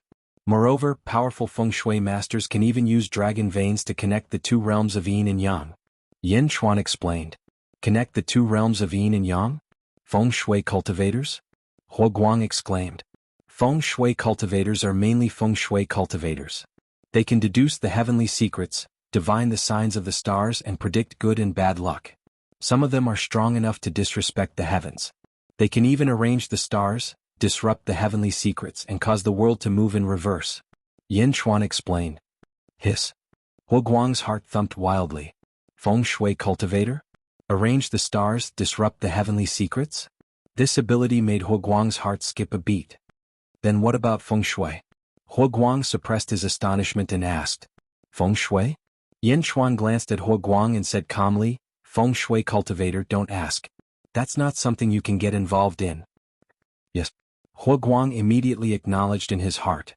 Lu Jin and the 20 silver armor guards were also shocked. At the same time, everyone swallowed their saliva. Their hearts were filled with desire. The path of cultivation is extremely difficult. You need to be careful at every step. At the same time, you need to have a strong heart to sort out the distracting thoughts in your heart. Yin Chuan said calmly. Hearing Yin Chuan's words, everyone's expression changed. Yes, thank you, Lord. Everyone said respectfully. Did Yin Chuan mean to lead everyone on the path of cultivation? This was a rare opportunity. How could they let it go? Looking at everyone, Yin Chuan nodded. Yin Chuan was sure that everyone was more loyal than before. Relying on loyalty to win over subordinates was far from enough. Apart from loyalty, they also needed to weave a dream for their subordinates. Looking at the feng shui formation in the distance again, Yin Chuan might not be a feng shui cultivator, but as an emperor in his previous life, he was not unfamiliar with feng shui. At the very least, Yin Chuan could recognize some of the basic things. Dragon vein? How many dragon veins are gathered here? There's actually a small dragon vein squeezed out? Yin Chuan said in surprise. Lord, what did you say? Huo Guang asked. Over there, in the west, is there a small lake on top of the 19 connected mountains? Huo Guang immediately asked. Lord, how did you know? A few years ago, I brought some people to patrol the mountains and happened to see it. The lake was not big, but the water was very sweet. Huo Guang suddenly said in surprise. A lake on the mountain? That's the mouth of the dragon vein. In these years, it should have gathered a lot of dragon vein energy. Yin Chuan suddenly said excitedly. Lord, that's the dragon vein? Huo Guang said in surprise. Huo Guang, after we go down the mountain, you go and organize the army. We'll set out for the dragon vein as soon as possible. After that, we'll go to Emerald Cloud Mountain and kill all of Zheng's consecrators. Then we'll hunt the demon snake. Yin Chuan said in a deep voice. Yes. Huo Guang answered. Lord, what about the captured black armored army? Do we need people to guard them? Huo Guang asked again. Yin Chuan narrowed his eyes and said, they're going to consume our food. What's the point of keeping them? Yes. Huo Guang immediately straightened his body. Yin Chuan's words announced the death penalty for the black armored army that tried to assassinate him. Chapter 16. Coming down from the mountain. Huo Guang, go organize the troops. When everything is ready, go to the bamboo house and wait for me. Yin Chuan ordered. Yes. Huo Guang complied. Huo Guang left, and 20 silver armored guards guarded Yin Chuan. Lu Jin followed Yin Chuan back to the bamboo house. Are all the brushes here? Yin Chuan asked Lu Jin. Yes, although the Lord rarely uses them, they are all here. Lu Jin said respectfully. All right, you can leave now. Without my orders, no one is allowed to enter. Yin Chuan said in a deep voice. Yes. Lu Jin left the bamboo house curiously. She then closed the bamboo house from the outside. Yin Chuan looked at the brushes again.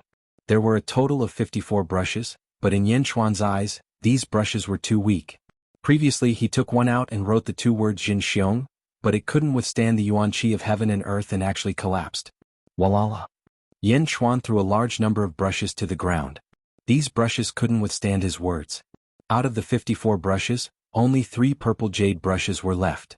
All of them were carved with exquisite jade dragons. Spreading out a piece of rice paper, Yan Chuan calmed his mind and grabbed a purple jade brush. Looking at the new rice paper, he fell silent. Yan Chuan squinted his eyes as if he was copying a script in his heart. Suddenly Yan Chuan opened his eyes, and a ray of light shot out from Yan Chuan's eyes. Dipping the brush in ink, Yan Chuan slowly wrote on the rice paper. Who? A whirlwind rose in the room again, and even a faint mist condensed around the room. With every stroke, it was as if a ray of golden light shot out from the brush.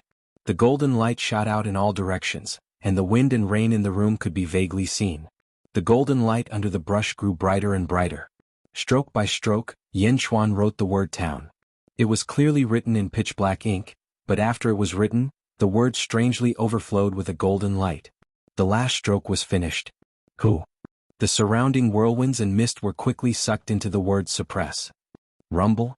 Holding the brush, Yan Chuan could hear the rumbling of the words. After absorbing all the wind and rain, the word suppress shone even more brightly. It even emitted a dazzling golden light amidst the rumbling. The golden light illuminated everything. Within the golden light, a 7-storied octagonal golden pagoda slowly floated up. The golden pagoda did not have a name, but it was filled with an aura of invincibility. The word suppress revealed a golden pagoda. Yan Chuan's calligraphy had also completely entered the realm of qi creation. Phew! Yan Chuan let out a long sigh of satisfaction. The purple jade brush in his hand had already turned into fine powder, completely dispersed by the qi of heaven and earth. Yan Chuan's face was slightly pale. He revealed a bitter smile and said, "For most people who practice calligraphy, when they write a word, they attract the qi of heaven and earth from all around to temper their body. This is a good thing. Who would have thought that my body would almost be unable to withstand the qi of heaven and earth?" Ah! Looking at the golden pagoda floating above the rice paper, Yan Chuan smiled faintly. He stretched out his hand and gently folded it. As the rice paper was folded, the golden pagoda suddenly disappeared. After folding it a few times, Yan Chuan carefully put it away. Then he sat cross-legged and closed his eyes. After a while he stood up and opened the bamboo house again. Outside the bamboo house, Huo Guang and Lu Jin were waiting. Not far away there was a large palanquin carried by 16 people. "Lord," everyone said respectfully. "Are you ready?" Yan Chuan said faintly. "Yes, the 3,000 protector camp soldiers have all been reorganized. I have already sent 500 soldiers to scout out the enemy's situation," Huo Guang said respectfully. Chapter 17. Good? Yan Chuan nodded in satisfaction. "Get someone to bring my desk, brush, ink, paper and ink stone. I'll need them." Yan Chuan said to Lu Jin. "Yes, Your Highness." The white silk from the 8 banners has been woven into a piece of 1-meter-long white cloth. Lu Jin immediately handed over a piece of white cloth that was extremely smooth and as thin as a cicada's wing. "Oh?" Yan Chuan took the white cloth. He looked at it and said with satisfaction, "Good, then bring it along. I'll need it then." "Yes," Lu Jin said respectfully. "Since everything is ready, let's go." Yan Chuan said. "Yes, Lord, please get on the palanquin." Lu Jin said immediately. "Good." Yan Chuan nodded. At the side of the palanquin, 16 soldiers were waiting respectfully for Yan Chuan. Yan Chuan stepped forward. He lifted the curtain and entered the interior. The palanquin carried by 16 people was extremely spacious. It was like a small room with windows, a table and chairs. There was also an incense burner, snacks and fruits on the table. Sitting down comfortably, Yan Chuan picked up a grape, peeled it and ate it. It was extremely sweet. Although it was not as good as his dragon carriage, it was still comfortable. "Let's go," Yan Chuan said. "Yes," Huo Guang replied. The palanquin was lifted up by the soldiers. It moved slowly. Slowly, it was carried to the 2,000 soldiers in the distance. It was guarded by the soldiers in the center. Lu Jin ordered some soldiers to carry the desk, brush, ink, paper and ink stone, and slowly moved towards Longmai Mountain. At the top of Longmai Mountain, Yan Chuan was rushing towards the small lake at the top of the mountain. At this moment, the small lake was surrounded by white fog, making it impossible to see anything in the lake. Outside the small lake there were 4 small white flags. White fog spewed out from the flags. Obviously, the fog in the small lake came from the array formed by the 4 small flags. Screech. Suddenly, the cry of a crane came from high up in the sky. A huge red-crowned crane came out of the white clouds. The red-crowned crane was as tall as 2 people. With a flap of its wings, the surrounding white clouds were instantly scattered. Screech. With a loud cry, the red-crowned crane swooped down into the small lake at the top of the mountain below. Boom. The fog in the surroundings surged and the red-crowned crane landed by the small lake. The long crane beak pecked at the small lake and a large fish was pecked into the air. It opened its mouth and swallowed it in one gulp. At this moment, the figure of a young girl suddenly rushed out of the small lake. Boom. Only the girl's head was above the surface of the water. Her beautiful hair was swept behind her head, and her face was delicate and delicate. She had watery eyes and a jade-like nose. Her face was slightly rosy, and she looked extremely beautiful. The lake water was clear and one could vaguely see her beautiful body. Her skin was as white as cream, her hands were like jade, and her buttocks were plump and her legs were long. Her entire body was like a work of art, causing people to be in a trance and infatuated. Screech. The red-crowned crane cried out happily to the young girl. Little crane, this is the mouth of a dragon vein. The water is moist and sweet. Although it can't be compared to the water at home, it's the best water we've seen in the days we've been out. I haven't bathed in a long time and so have you. Take a bath, hee. The young girl scooped up the water and splashed it at the red-crowned crane. Screech, screech. The red-crowned crane flapped its wings and splashed the water at the young girl. The young girl and the crane played around. Instantly, the scene was boundless and the young girl's bell-like laughter could be heard. After fooling around for a while, the red-crowned crane was covered in water before they stopped. The young girl swam in the lake and looked at the red-crowned crane. Are they rushing me again? Screech. The red-crowned crane nodded. Chapter 18. Don't worry about them for now. The ceiling forest is a huge feng shui formation. Although the 9 stars pearl alignment will draw in a lot of yin energy and weaken the formation, it won't be that easy to get in. The young woman smiled. That's right. They're looking for the entrance? Then let them search for it. Mr. Monroe can't do it. That half-baked dwarf feng shui master won't be able to do it. I won't go now. This feng shui array must be very dangerous. The sooner we go in, the sooner we'll die. We'll go in when the other sects come and test the water. Don't you see that Mr. Monroe hasn't come yet? It's useless to come early. The girl laughed. Screech, screech. The crane screeched again. Don't worry. The magic lotus in the array will be mine. The girl shook her head confidently. Screech. Keep watching for me. I want to bathe for a while longer. The girl smiled at the crane. Screech. The crane nodded. The crane flapped its wings and soared into the sky. However, the wind caused by its wings was too strong. A lot of lake water splashed toward the girl. Suddenly, the girl's face was splashed. Ah, little crane, just you wait. I'll get my revenge. The girl laughed and scolded the crane. Screech. The celestial crane looked quite pleased as it happily flew into the clouds and continued to act as a protector. The Lord Protector's camp walked in the forest. After half a day they were not far from Longmai Mountain. Yen Chuan sat in the sedan and waited patiently. Huo Guang and Lu Jin followed outside the sedan. Stop. Yen Chuan's voice suddenly came from the sedan. Stop in front. Huo Guang shouted. Fortunately, there were only about 2,000 soldiers. Soon the troop stopped. Huo Guang looked at the sedan curiously. In the sedan, Yen Chuan lifted his left sleeve again, revealing the seed-like birthmark on his wrist. At this moment, the birthmark was emitting a faint green light. Gently stroking the seed-like birthmark, Yen Chuan smiled faintly and said, After the birth of Usurper, only you, Poison Ivy, were reincarnated with me. Unfortunately, I don't have any profound chi now, so I can't feed you and let you grow. Even if it's as weak as a vine seed, it won't change its ability to distinguish poison. Since it gave a warning, even if it was only once, there must be some kind of poison in the surroundings. Poison? Yen Chuan lifted the curtain and walked out. The Lord? Huo Guang and the others looked at Yen Chuan curiously. Yen Chuan gently nodded and looked around. This place was a canyon. On both sides of the canyon were mountain rocks. On top of the mountain rocks, there were occasional vegetation. Yen Chuan looked around and suddenly saw a small green branch halfway up a cliff. There were 2 red fruits on the branch. The fruits weren't big, Only the size of a soybean, but it was these two fruits that triggered Poison Ivy's alarm. Drunken origin fruit? Not bad. Yin Chuan smiled faintly. Guang, go and pick that small blade of grass. Don't touch the two fruits. Yin Chuan ordered. Yes. Guang replied. Tap tap tap. After a few jumps, Guang arrived halfway up the cliff. According to Yin Chuan's request, he uprooted the drunken origin fruit. Then he quickly went down the mountain and landed in front of Yin Chuan curiously. Lord. Guang handed over the drunken origin fruit. It really is the drunken origin fruit. Yin Chuan took it in satisfaction.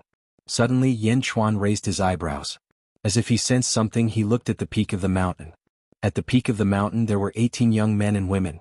The leader was a man in a black robe. His brows were furrowed and a long sword hung on his waist. His hand never left the sword as he looked at Yin Chuan curiously. Senior brother, is that him?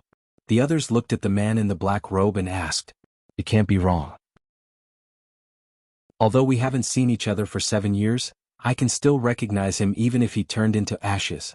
A man in purple beside him said excitedly. The man in purple looked at Yin Chuan with a gloomy face. His eyes were filled with pride and resentment. Who's on the mountain? Yin Chuan asked in a low voice. Yin Chuan, you sickly person. You're still not dead?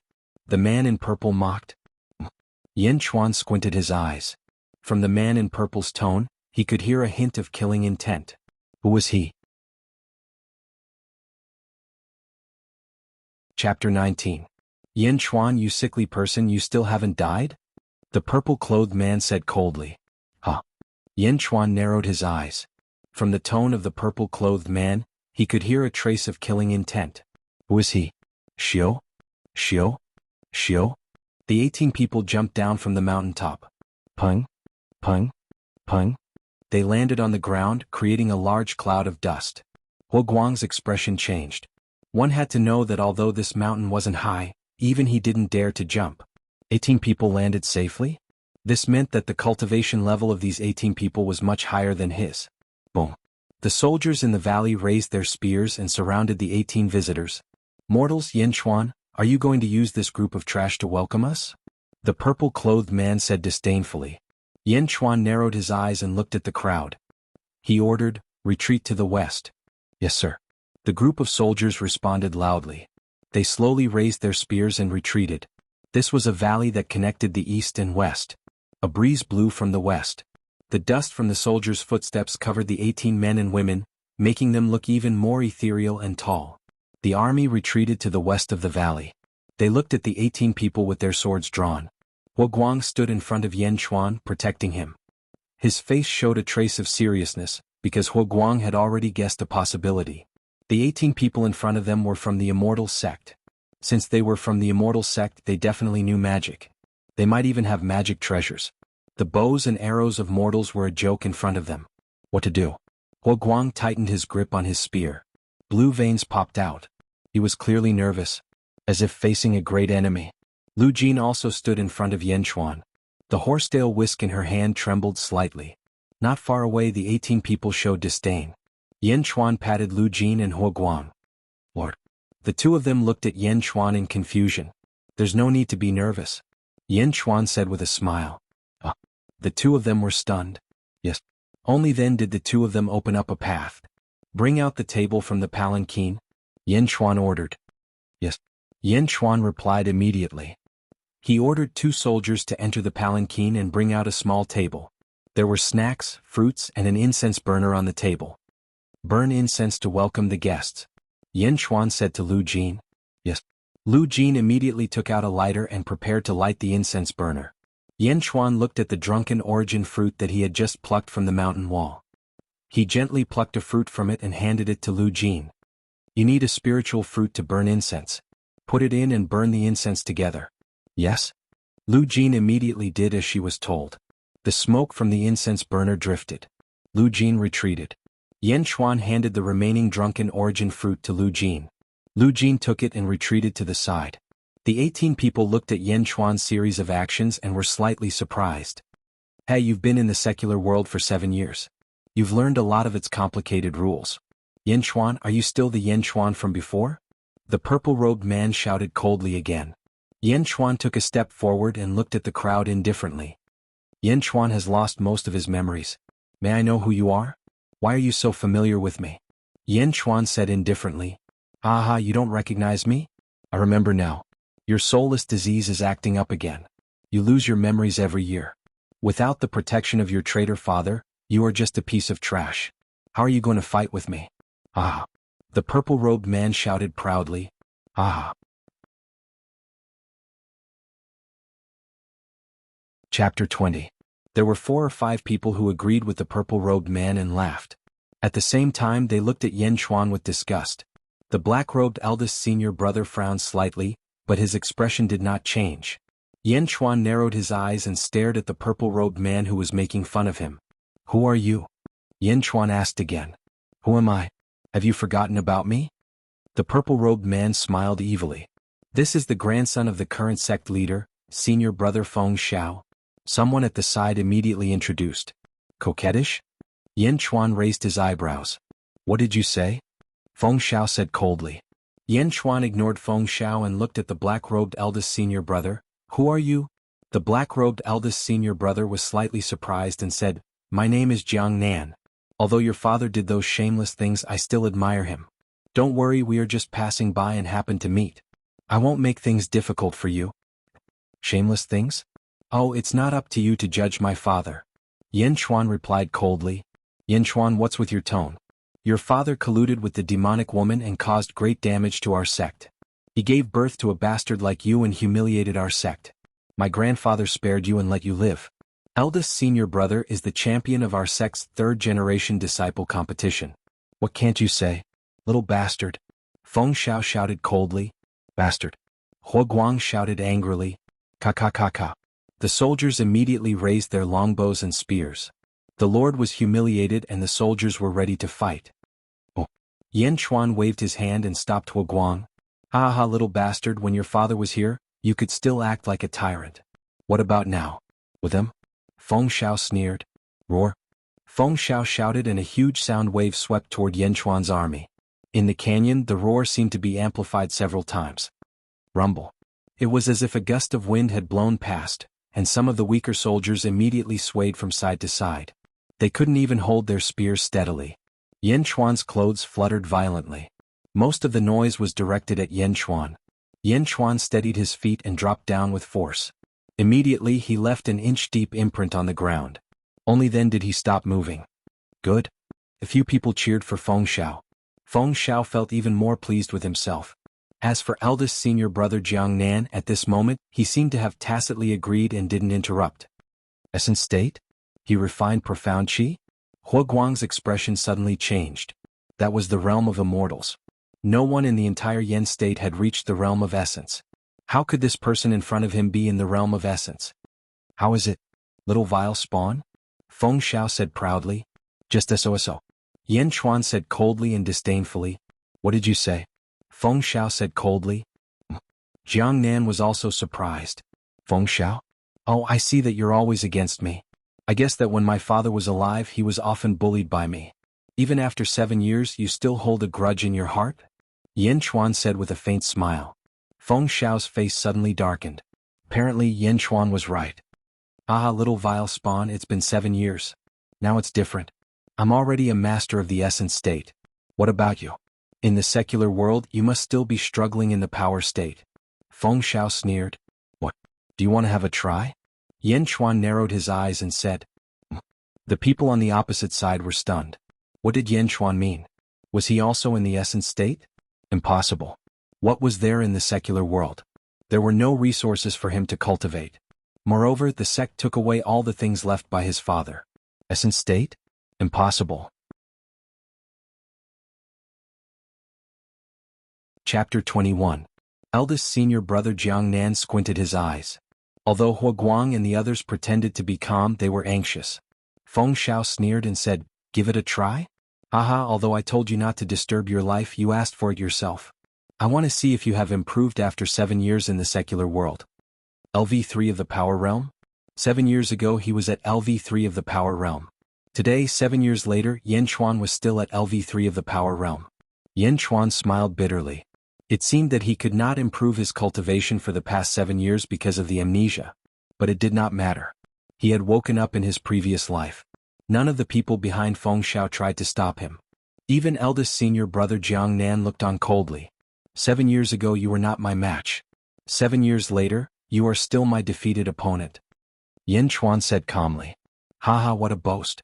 Although you can't remember, I won't let you go. Power realm? I can kill you with a yawn. Humph.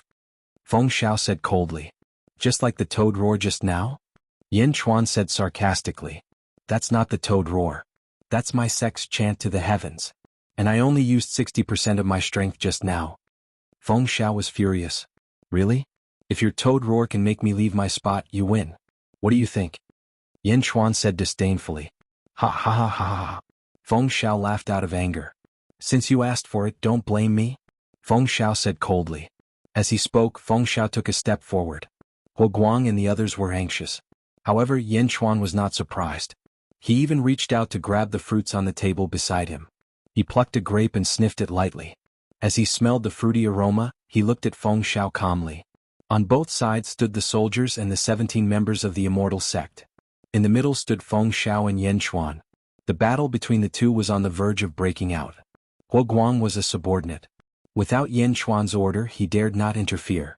But in the distance, Jiang Nan, with a group of junior brothers and sisters, was watching coldly from the sidelines. In the end, Feng Xiao was the grandson of the sect master. There was no need for them to offend him. That toad roar of yours, you can start now. Yin Chuan said indifferently as he smelled the fruity fragrance. Not far away, in the lake at the entrance of Dragon Vein Mountain.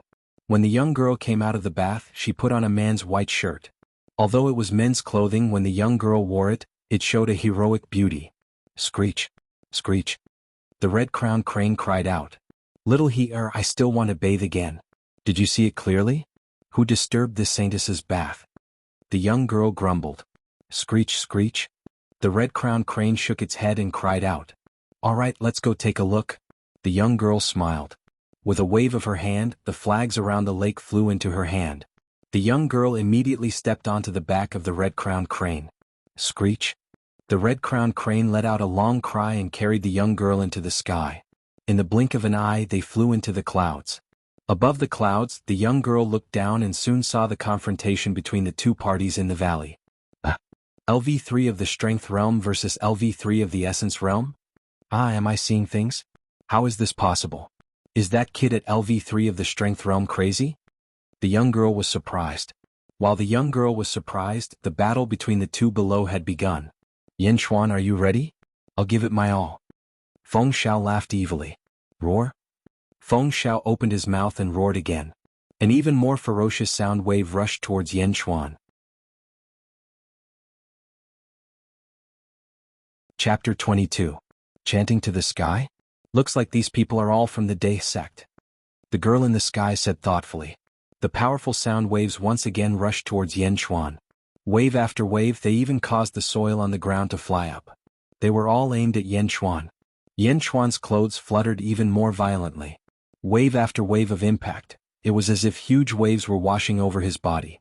Yin Chuan exerted force on his feet and his footprints deepened by 2 inches. Even though his body was trembling in the sound waves, his feet were rooted to the ground and did not move an inch. Great 1,000-pound drop? Interesting indeed. But the opponent only used chanting to the sky. Level 3 of the Force Realm? Losing is only a matter of time. The girl shook her head and sighed. The tone of a toad is still far from enough. Yin Chuan said disdainfully. Feng Xiao, who was roaring, was so angry that his face changed. He almost choked from the roar. The roar just now had released a large amount of air from his stomach. He opened his mouth and breathed heavily to replenish his air while looking at Yin Chuan with hatred. At this moment, Yin Chuan moved. His movement was extremely strange. No one expected that Yin Chuan would move his finger and shoot out the grape on his finger. Grape? No matter if it was the people from the Day sect, the soldiers, or even the girl in the sky, they were all extremely strange. Grape? A grape could kill a Force Realm expert?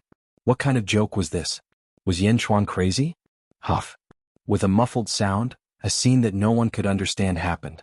This scene would be remembered by everyone for the rest of their lives. The grape was shot right into Feng Xiao's mouth. It was sucked into his mouth in an instant when Feng Xiao was inhaling violently.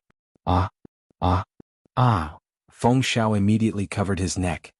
His eyes widened as he looked at Yan Chuan in horror. Ah, ah. A weak gasping sound came from his mouth, and his face suddenly flushed red. Not only that, he was sweating all over and his eyes were bulging. His painful expression was indescribable. Moreover, as time passed, Feng Xiao's lips became more and more purpled. Ah, ah. With a painful scream, Feng Xiao immediately went limp and even fell to the ground. Senior brother, are you all right? The group of junior brothers quickly surrounded him. However, the grape was stuck in his windpipe and Feng Xiao could not speak. He clutched his throat and convulsed in pain. Guang, Lu Jin and the others were stunned. Just a moment ago, the arrogant and aggressive elite state expert was just a grape by the Lord? Defeated by a grape? Is this real? High in the sky. Haha, interesting. Grapes? I was just wondering if that kid had gone crazy. How could he still be in the mood to eat grapes while fighting against an elite? So it's used to make weapons. These grapes? Who would have thought that this grape would be more powerful than any weapon? Grapes?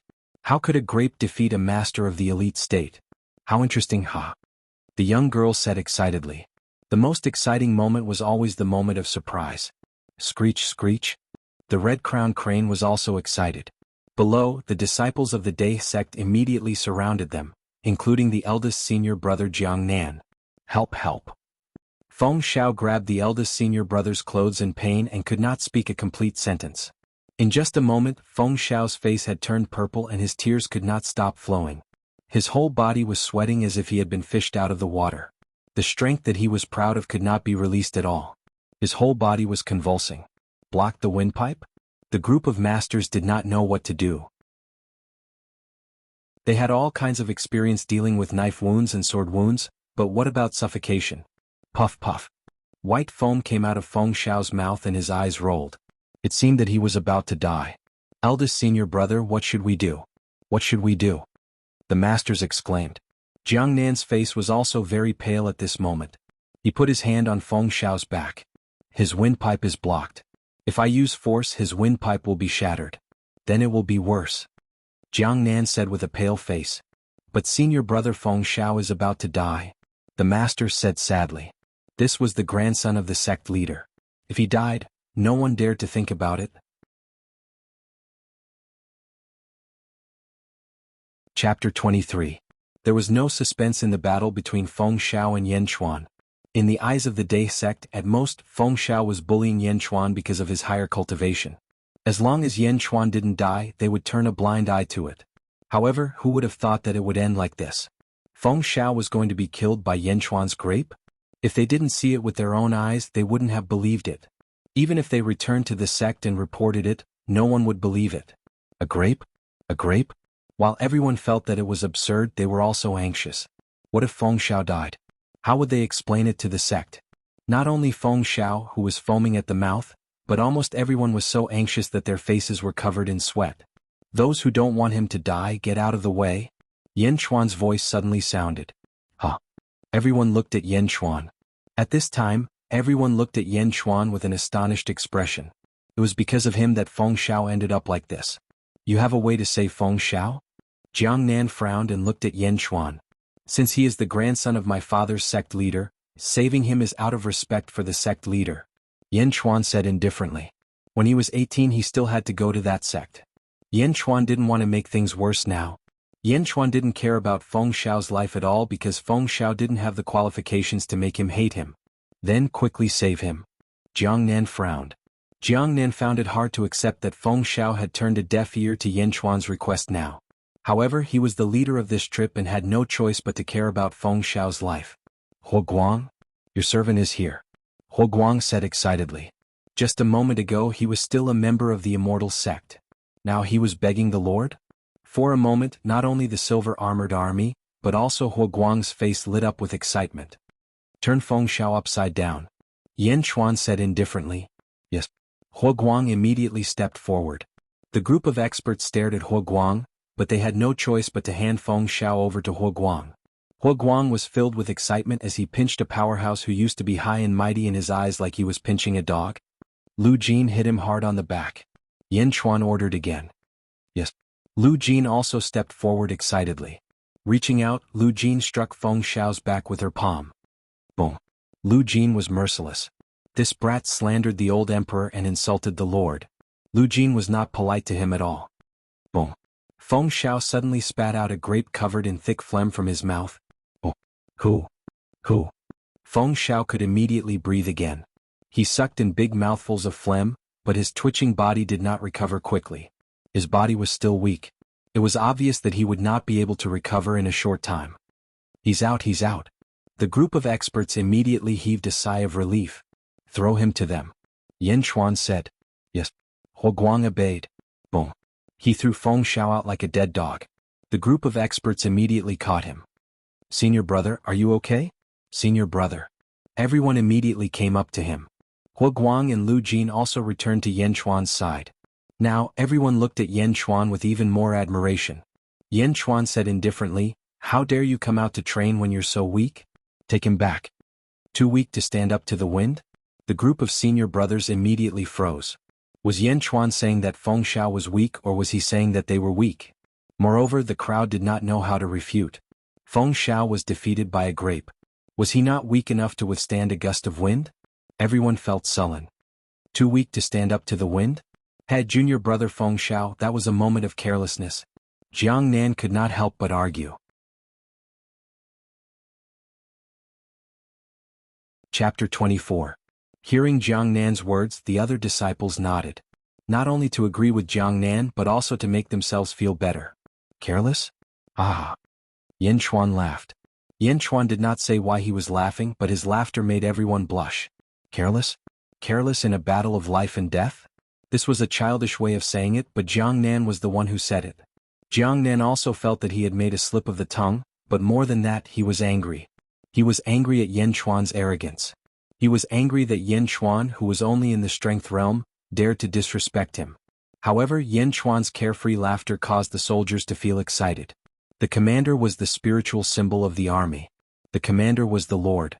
He could remain calm in front of the people from the Immortal sect, and could even control the people from the Immortal sect.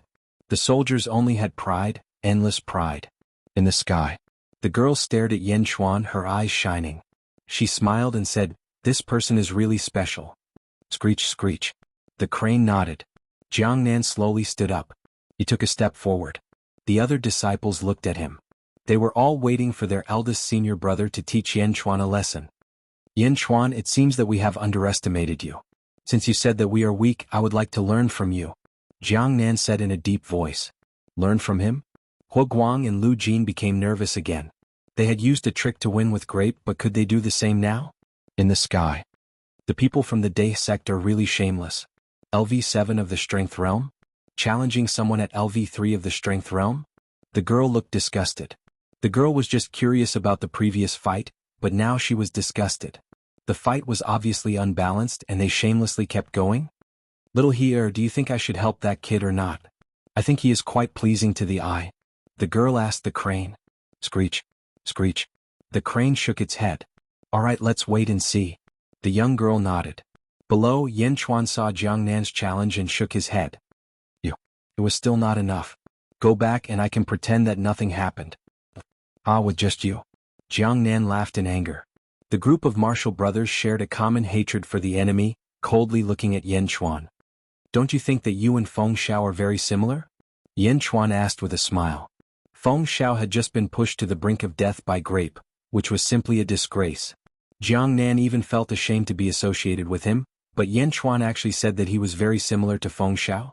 Jiang Nan's face was instantly filled with displeasure. Don't worry. I'll only use 10% of my strength and I won't hurt you. Let me see if your strength is as powerful as your mouth. Jiang Nan said coldly. Yan Chuan's eyes narrowed as he looked at Jiang Nan. In the end, he shook his head lightly and said, You are too weak. Bastard. Xing. Jiang Nan reached out his hand and pulled out the long sword at his waist. A murderous aura suddenly shot towards him. However, Yan Chuan stood still and looked on indifferently. Jiang Nan took a step forward. However, just as he took a step forward, Jiang Nan's body swayed as though he was about to fall. Thump, thump, thump. Jiang Nan staggered a few steps. Jiang Nan looked at Yan Chuan, who was swaying in the distance in horror. Why am I like this? What happened to me? Yan Chuan, what kind of sorcery did you use? How is this possible? How is this possible? Jiang Nan said in horror.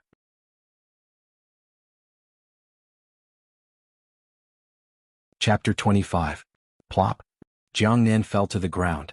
Eldest senior brother, what's wrong with you? The junior brothers exclaimed. However, as soon as the group of junior brothers took a step forward, their bodies also started to sway.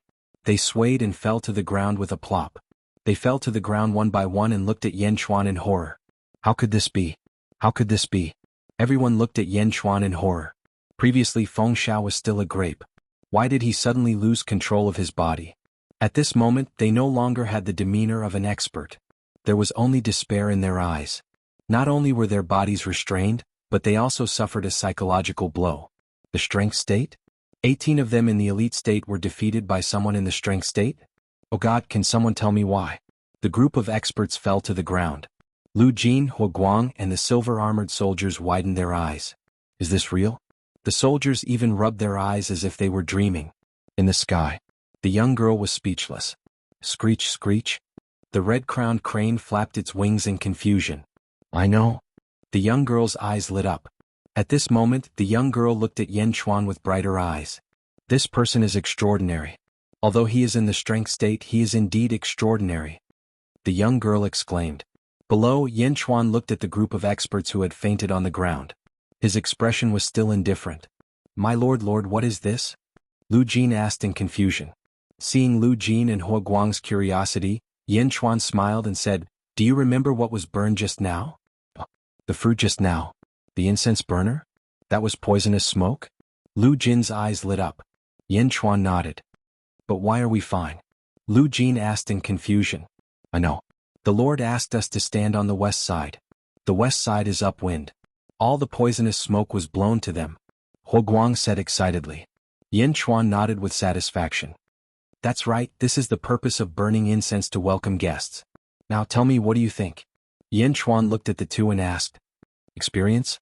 The two of them were slightly stunned, but when they saw the serious look in Yan Chuan's eyes, they immediately understood that the Lord was testing them, or rather teaching them something. Experience? These two words, in the ears of Jiang Nan and the others in the distance, were so ear-piercing and sullen. Lord, I understand now. The people of the celestial sect are also humans. We shouldn't deify them. There's nothing special about them. Hua Guang said. Yes, they only have more cultivation than us. Most of the time, strength is not only about cultivation but also about brains. Lu Jin also seemed to have understood something. Good, it's good that you can understand this. Yan Chuan said with satisfaction. Yes. The two of them were overjoyed. Lord, what should we do with these people? Lu Jin asked. Do you want to kill them? Just find a place to bury them. Hua Guang said with a cold look in his eyes. As soon as Hua Guang spoke, the 18 people on the ground were filled with grief and indignation, but they couldn't say anything. They were masters of the mastery state. Were they going to die in the hands of a group of mortals? Some of the girls were so scared that they started to cry. Yan Chuan smiled and shook his head. These sprouts are out for training. They must be secretly escorted by masters. Yan Chuan said with a smile. Sprouts? Everyone felt depressed again. Especially Jiang Nan. He was the eldest senior brother of the third-generation disciples in the Dai sect. He won first place in the competition. How arrogant was he? Now he had become a prisoner without even making a move. Moreover, he was called a sprouts by Immortal in the mastery state? This was a huge blow to him. Haha, junior brother Yan Chuan, you're so cool. Long time no see. A burst of laughter came from the valley. Then a figure came from afar in a flash. It was a man in a Taoist robe. He had a purple gourd hanging from his waist and a long sword on his back. He was full of smiles. Woo woo woo. The eyes of the people on the ground were filled with hope.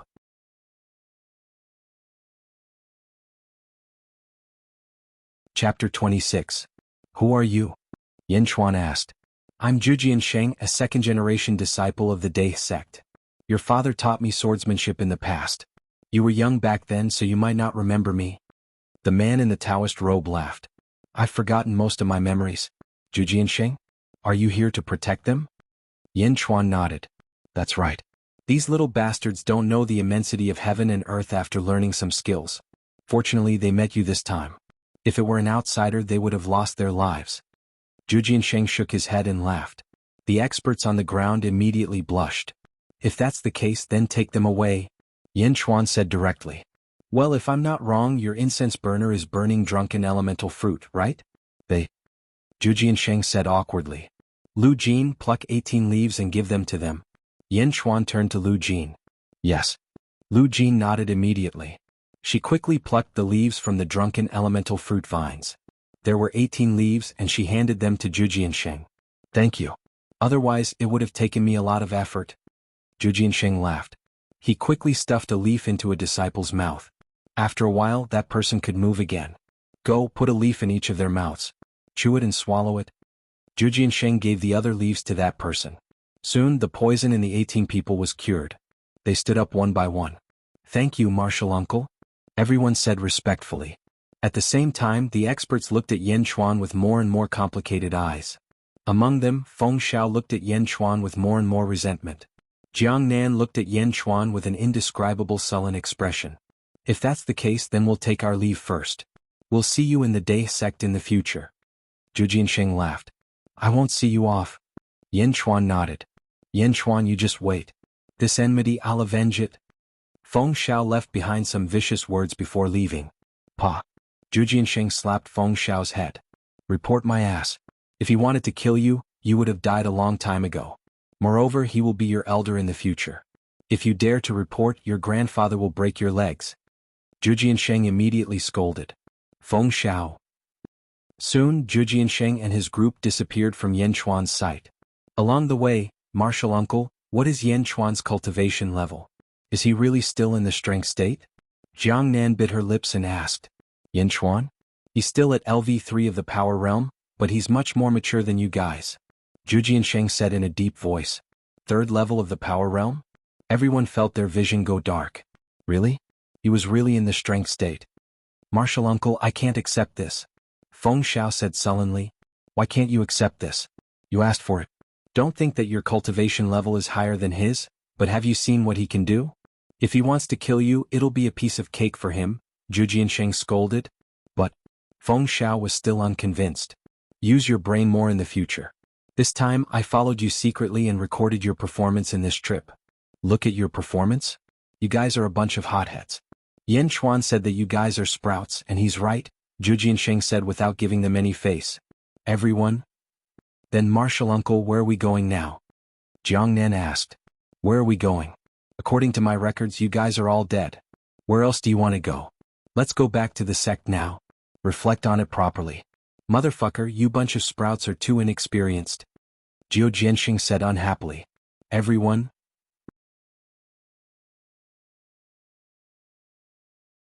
Chapter 27. Everyone blushed and no one said a word. Zhu Jiansheng might be polite in front of Yan Xuan, but he didn't give the juniors any face at all. Most importantly, Zhu Jiansheng was extremely powerful, so they could only walk back to their sect with a belly full of grievances.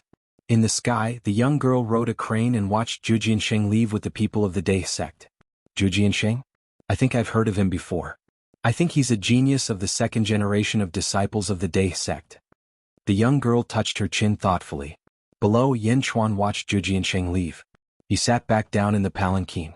Raise the palanquin, Lu Jin yelled. The army marched toward the Dragon Vein Mountain again. However, the soldiers seemed to have been injected with stimulants, and they were all full of energy. They're going to the mountain pass too? What's that boy doing? The young girl was surprised. Screech, screech. The red-crowned crane cried out softly as if expressing its curiosity. Could it be that this 17-year-old boy also knows the art of feng shui? Can he tell that this is the Dragon Vein? Impossible. How old is he? The young girl shook her head. Screech, screech. Let's see. The young girl was interested. Yan Xuan's army went straight to the small lake where the young girl had taken a bath. More than 2,000 soldiers stood guard at the foot of the mountain. Yan Xuan's palanquin landed in front of the small lake at the top of the mountain. Huoguang, Lu Jin, and a group of soldiers carried ink, paper, and ink stones. After getting off the palanquin, Yan Xuan looked at the small lake at the mountain pass. Little crane, what do you think that boy is looking for? The young girl in the sky was puzzled. Screech. The red-crowned crane shook its head, indicating that it didn't know. The small lake wasn't big. After looking for a while, they stopped at the northern side of the lake. Dragon-spitting pearls? That's right, it's here. Yan Xuan's eyes lit up. Make this place sturdy, lay stones, and place a desk. Yan Xuan immediately ordered. Yes. Huoguang immediately accepted the order.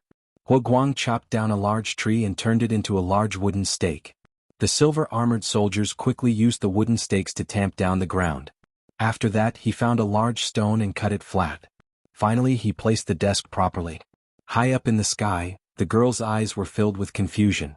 He wondered what was going on down there. "Bring me the white cloth woven from the banner," Yan Chuan said to Lu Jin. "Yes." Lu Jin immediately took out the 3 feet of white cloth. He placed the white cloth flat on the desk and pressed it with a paperweight. "Grind ink," Yan Chuan said. "Yes." Lu Jin immediately ground the ink stick respectfully. Yan Chuan took out a purple jade brush and looked at the 3 feet long white cloth, deep in thought. Hua Guang and the other generals were extremely curious. In the sky, the young girl also looked at this scene in astonishment. What is he doing here? Writing? While the young girl was still in shock, Yan Chuan began to write. Whoosh. As soon as the brush landed, it was as if a breeze blew across the surface of the lake. The surface of the lake suddenly rippled. "Are my eyes playing tricks on me?" The young girl immediately rubbed her eyes. After rubbing her eyes, the wind on the surface of the lake became stronger and stronger. A large amount of fog floated up from the surface of the lake. The fog rose into the air and gradually condensed into a small cloud. Shocking the wind and rain? Is it really shocking the wind and rain? This is impossible, the young girl exclaimed. How could the young girl imagine that a 17 or 18-year-old youth could cause the wind and rain to blow? Shocking the wind and rain? This was something that only great scholars and calligraphers could do. But he was only 17 or 18 years old. Below, the soldiers thought that the sky had suddenly changed. Only Hua Guang and Lu Jin's eyes were shining. The two had already guessed that this might be the result of the Lord's brush.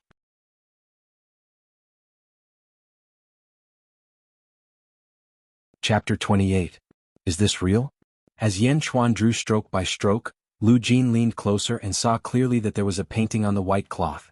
Although it was just a black outline, the monotonous colors made Lu Jin see vitality. Bamboo house. Yan Chuan was drawing the bamboo house that they had stayed in previously. Around the bamboo house? Looking at the painting, Lu Jin felt that it was unreal. It was as if this was the bamboo house. There were a few small bamboo houses and a small courtyard. Yan Chuan did not draw the mountain behind or the surrounding bamboo forest. He only drew the courtyard of the small bamboo house. Strong winds blew on the lake and heavy rain fell. A huge whirlpool formed in the lake. The soldiers were shocked.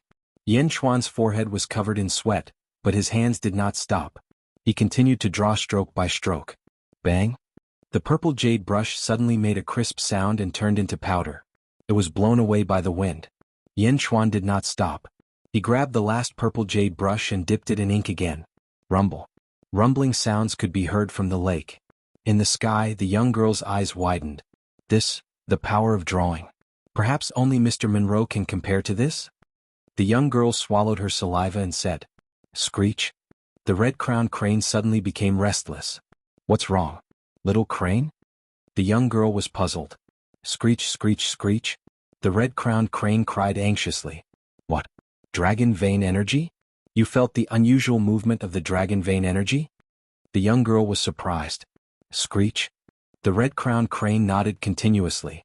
"Dragon vein energy?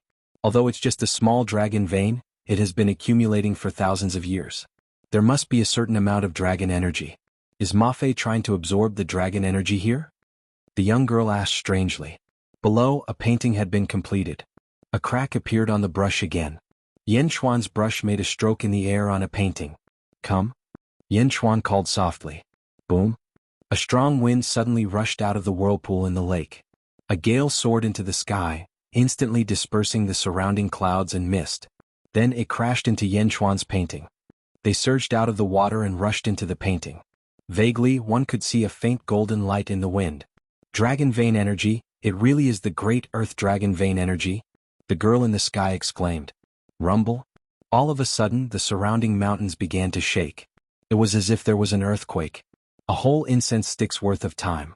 The earthquake stopped. Bang! The whirlpool on the surface of the lake closed with a loud bang. The gale also entered Yan Chuan's painting. The sky was bright again. Yan Chuan used the brush in his hand to draw again. Merge? The purple jade brush once again turned into fine powder. By the time the second brush was exhausted, Yan Chuan was already sweating profusely and his face was pale. However, the painting was finally completed.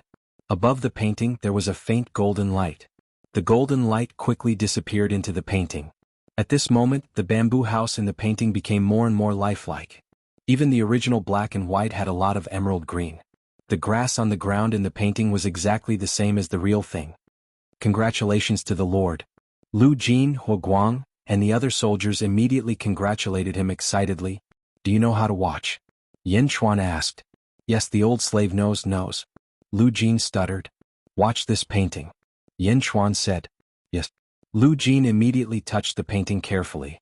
Yin Chuan walked to the side of the palanquin, entered it, and adjusted his breath slightly.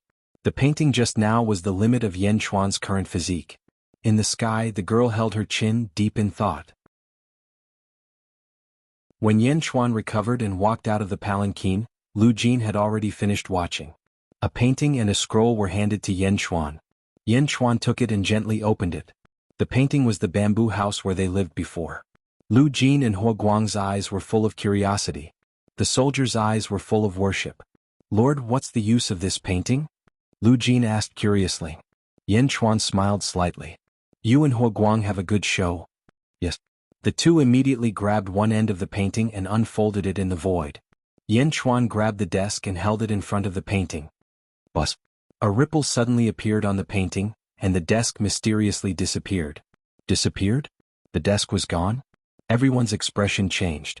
They looked again. The desk went into the painting. Lu Jin exclaimed.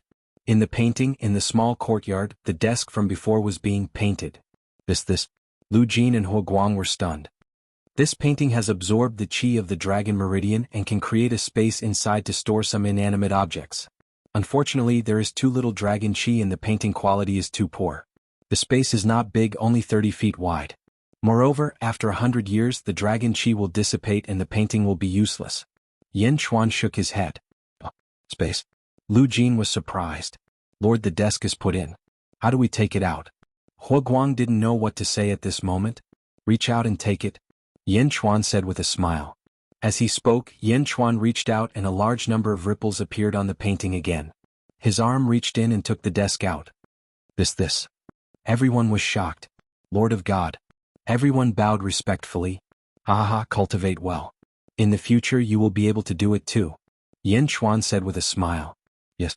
Everyone said respectfully. Lu Jin, although there is a space inside the painting, it must not be burned.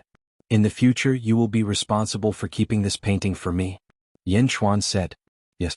The old slave will take good care of it. Lu Jin said excitedly.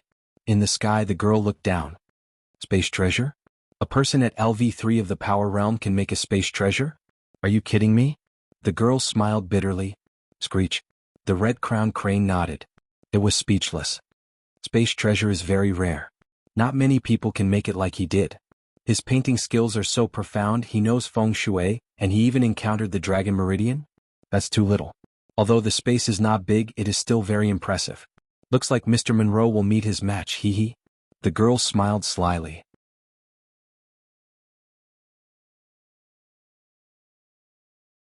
Chapter 29. Spatial artifacts are rare. Not many people can refine them like him. He's so good at painting, knows feng shui, and even encountered the dragon vein? That's too little. It's not a big space, but it's still impressive. It looks like Mr. Monroe has met his match. Hee. The girl smiled slyly. Screech. The crane looked at the girl in confusion. Haha, little crane, don't you think it'll be interesting to put him together with Mr. Monroe? The girl smiled slyly. Screech. The crane flapped its wings and nodded. Then let's go down and get to know that kid. The girl smiled. Screech. The crane nodded. Just as the girl was about to descend, whoosh, a beam of purple light shot into the sky from the west side of the feng shui formation. The purple light shot into the sky like fireworks and bloomed into a giant purple orchid. Screech. The crane cried out in warning. The girl looked angry. These idiots. I told them not to barge into the feng shui formation, but they still barged in?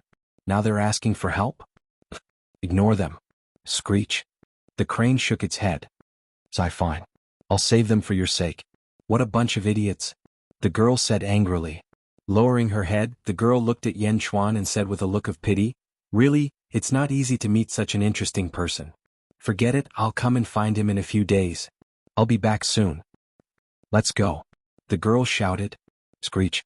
The crane let out a long cry and flapped its wings, flying toward the SOS signal in the distance. A purple orchid bloomed in the sky in the west, attracting a lot of attention. Yan Chuan, who was teaching Lu Jin how to use the space scroll at the Dragon Vein, also saw the huge SOS signal. Suddenly Yan Chuan sensed something and looked up. High in the sky, between the clouds, a giant crane flapped its wings and flew toward the Feng Shui formation. Yan Chuan's eyes narrowed as he pondered. Lord, what are the purple orchids in the sky? Huo Guang asked doubtfully. Don't worry about it, let's first deal with the Great Zhang's consecrators and their 10,000-strong army. This is the territory of the Great Yan. Those who trespass without permission shall be executed. Yan Chuan said in a deep voice. Understood. Huo Guang immediately replied. Everyone hurriedly packed up and continued towards Emerald Cloud Mountain. Halfway through the journey, the group stopped at the entrance of a valley. Lord, the scouts have returned. Huo Guang said respectfully. Jade Cloud Mountain, what's the situation now? Yan Chuan asked.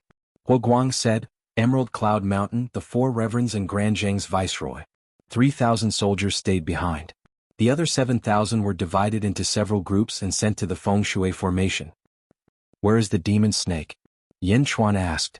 The demon snake is also at Emerald Cloud Mountain. Huo Guang said. Yan Chuan nodded in satisfaction. However, 5 of our scouts are missing. They might have been captured by them. Huo Guang said with an ugly expression. If that's the case, we can't keep the news of us attacking Emerald Cloud Mountain a secret? Yan Chuan said. That's possible. Huo Guang nodded. Give me the map. Yan Chuan shouted. Yes. Huo Guang immediately handed over the map. After looking at the map, Yan Chuan smiled faintly and said, if that's the case, then let's beat them at their own game. Lord, what should we do? Huo Guang was puzzled.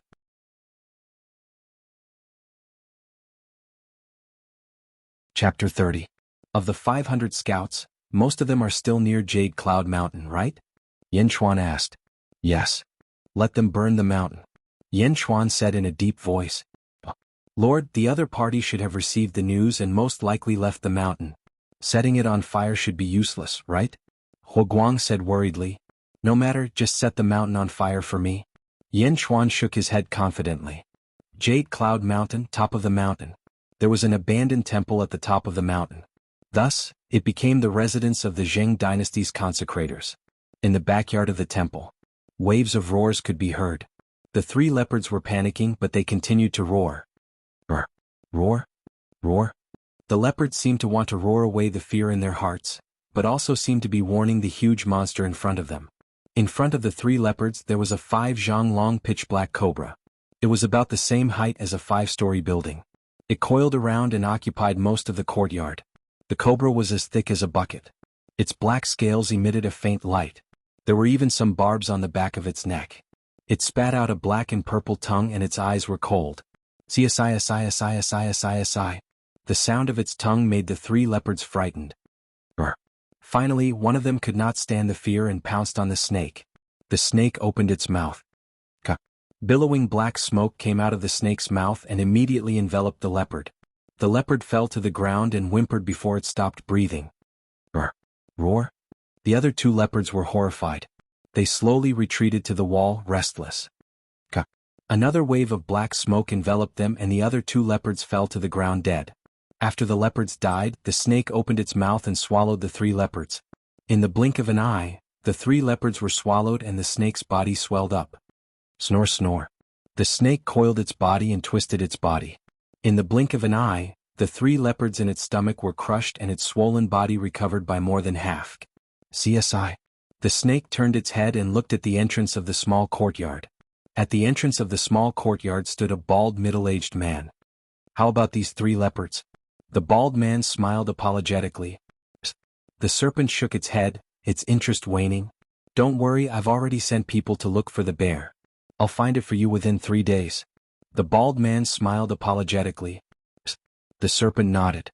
Then, ignoring the bald man, the snake closed its eyes and coiled up.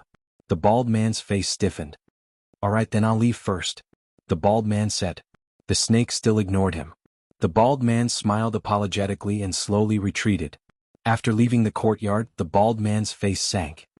He rubbed his bald head with his right hand and looked at the wall on the other side of the snake. He said in a low voice, "This time the feng shui array is broken. I must find a way to break through. Sooner or later I will completely subdue you." Great Consecrator. The governor has caught a few spies and has invited the High Consecrator to discuss it. A soldier ran over and said respectfully, "Spy." The bald head consecrator raised his eyebrows. "Lead the way." "Yes." The two quickly arrived at a large hall. There was a broken Buddha statue in the hall, and there were already 4 people standing inside. One of them was clad in armor and had a dignified expression. The other 3 wore Taoist robes and had lofty expressions. However, when the 4 saw the bald man enter the hall, they all greeted respectfully, "Great Consecrator." Governor, what's the matter?" The bald head consecrator asked the armored man.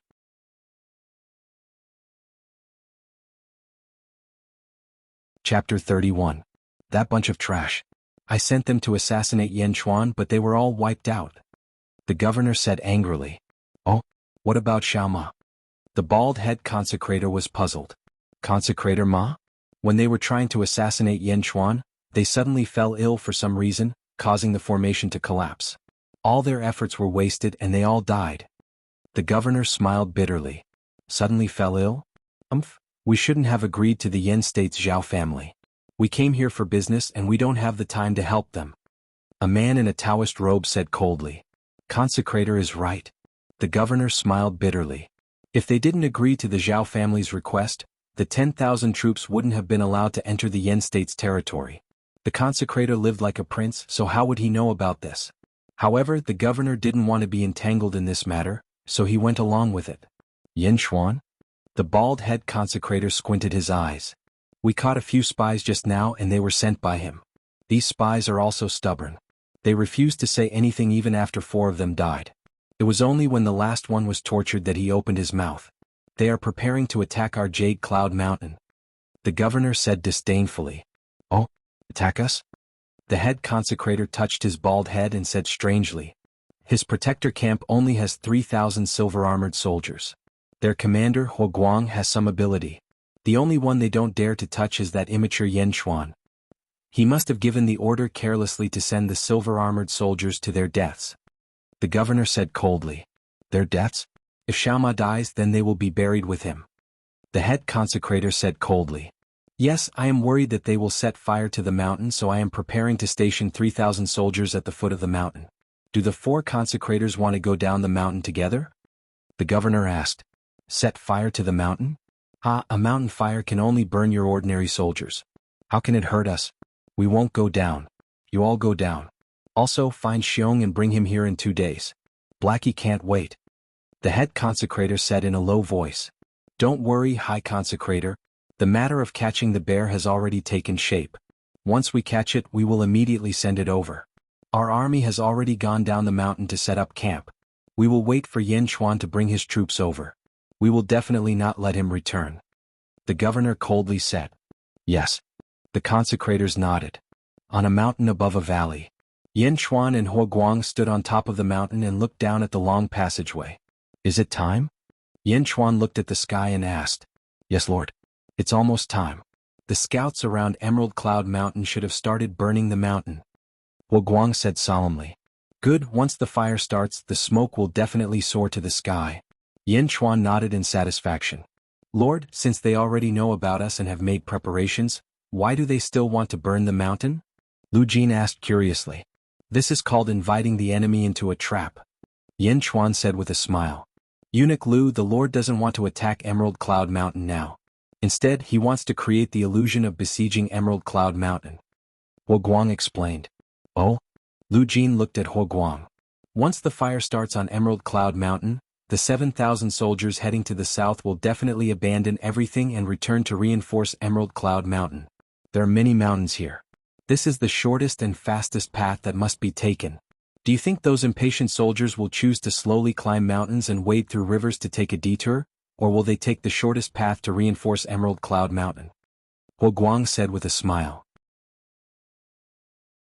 "We will ambush those 7,000 soldiers here?"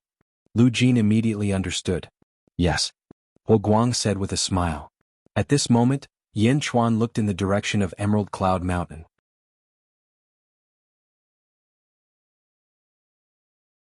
Chapter 32. Emerald Cloud Mountain was on fire. Thick smoke rose into the sky. At the foot of Emerald Cloud Mountain, in front of the Black Armored Army's camp, the governor frowned as he looked at the thick smoke in all directions. The governor is wise. With just a few spies, you were able to see through the Yen Army's evil plan and guess that they were going to burn the mountain. Of course. The governor is unparalleled in wisdom. Of course he could see through such a trick. The governor is wise. How could a brat who is still wet behind the ears be a problem for the governor? The group of generals complimented the governor. Hearing the compliments, the governor felt relieved. He nodded and said, yes, since that brat has started to burn the mountain, he should be nearby. Increase the manpower and search for them. Find out where they are hiding. Yes, the generals replied. Above the valley where Yen Chuan was. Release the arrows. Huo Guang ordered. Xiu. Xiu. Xiu. A large number of arrows rained down on the valley. Ah! Screams sounded in the valley. Yen Chuan stood with his hands behind his back and looked at the scene of death. Looking down from above, they were like turtles in a jar. This was the death ground of the Black Armored Army. Don't let a single one escape. Yen Chuan said in a deep voice. Lord, don't worry. I have arranged for people to be around. Huo Guang said respectfully. Yes. Yen Chuan nodded. Below, the Black Armored Army was quickly wiped out. 1,000 Silver Armored Army rushed out of the valley and quickly moved the corpses away from the valley. They also used branches and leaves to clean up the blood-stained ground. Soon, the valley returned to its original state. Only the smell of blood lingered in the valley. However, when the wind blew, the smell of blood quickly dissipated. Wait for the next batch. Yen Chuan said indifferently. Yes. Huo Guang said respectfully. Emerald Cloud Mountain. The raging fire had been burning for a day and a night. However, Emerald Cloud Mountain was too big. Even though it had been burning for a day and a night, it still hadn't reached the mountainside. At the foot of the mountain, the Black Armored Army's camp. Governor, we haven't found them yet. The Yen Army is a bunch of cowards. We don't know where they are. One of the generals said with an ugly expression. Keep looking, you bastard. Where can 3,000 silver armors be hidden? The governor shouted. Yes. The group of generals replied again. Where Yen Chuan was. Fire. Huo Guang ordered. Swish. Swish. The terrain was blessed by the heavens.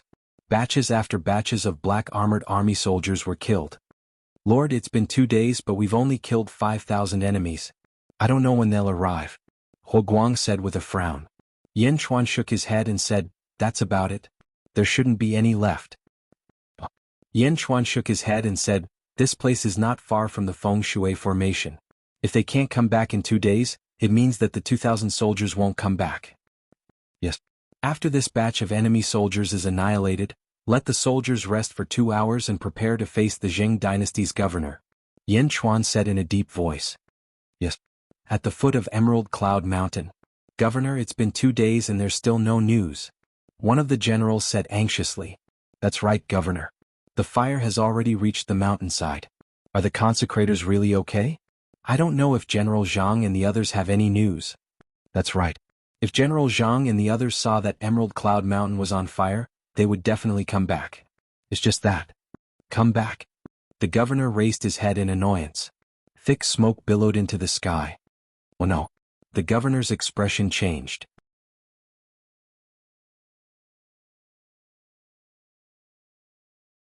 Chapter 33. Thick smoke billowed into the sky. Oh no. The governor's expression changed. Governor, what's wrong? A group of generals asked doubtfully. Bring me the map. The governor shouted. Yes. Soon, a small general handed over the map. Looking at the rough map, the governor suddenly smiled bitterly. We've been tricked, Huo Guang? The governor roared. Governor, what's going on? Send scouts to investigate in this direction. Quick, quick, quick. The governor pointed at the map.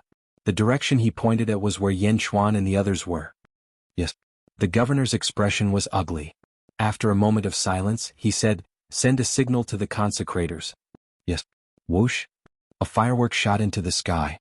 At the top of the mountain. 4 consecrators stood outside the temple, looking at the raging fire below. It burned halfway up the mountain. Suddenly, a firework shot into the sky. Seeing the firework, the 4 consecrators squinted their eyes.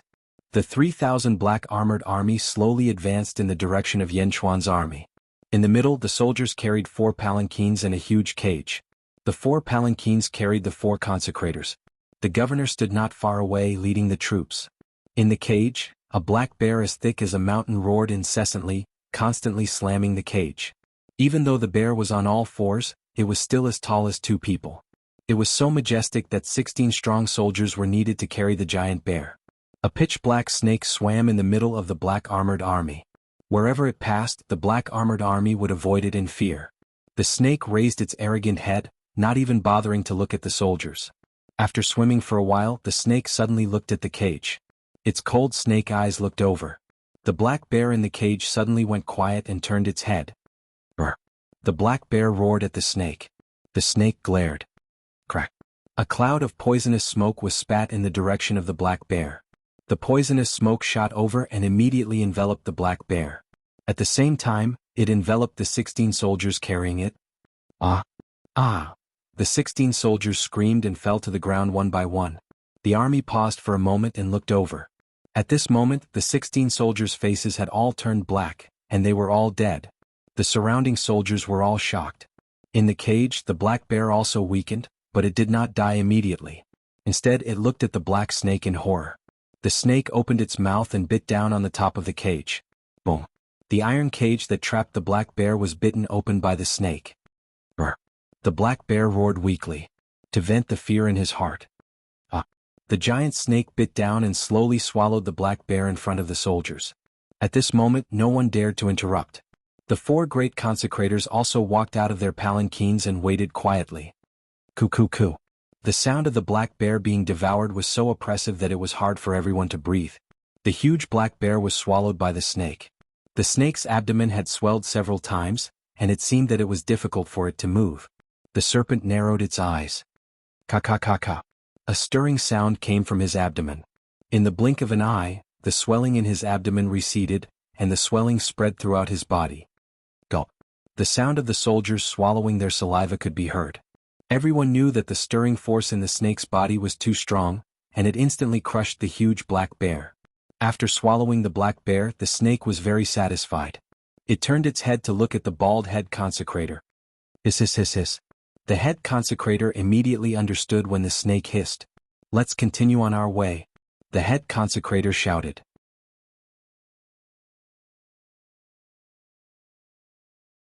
Chapter 34. Yes. The governor nodded with sweat all over his forehead. Report. A soldier ran over and knelt down on one knee. Governor, the Yen army has formed a formation a mile away. The soldier reported. A mile?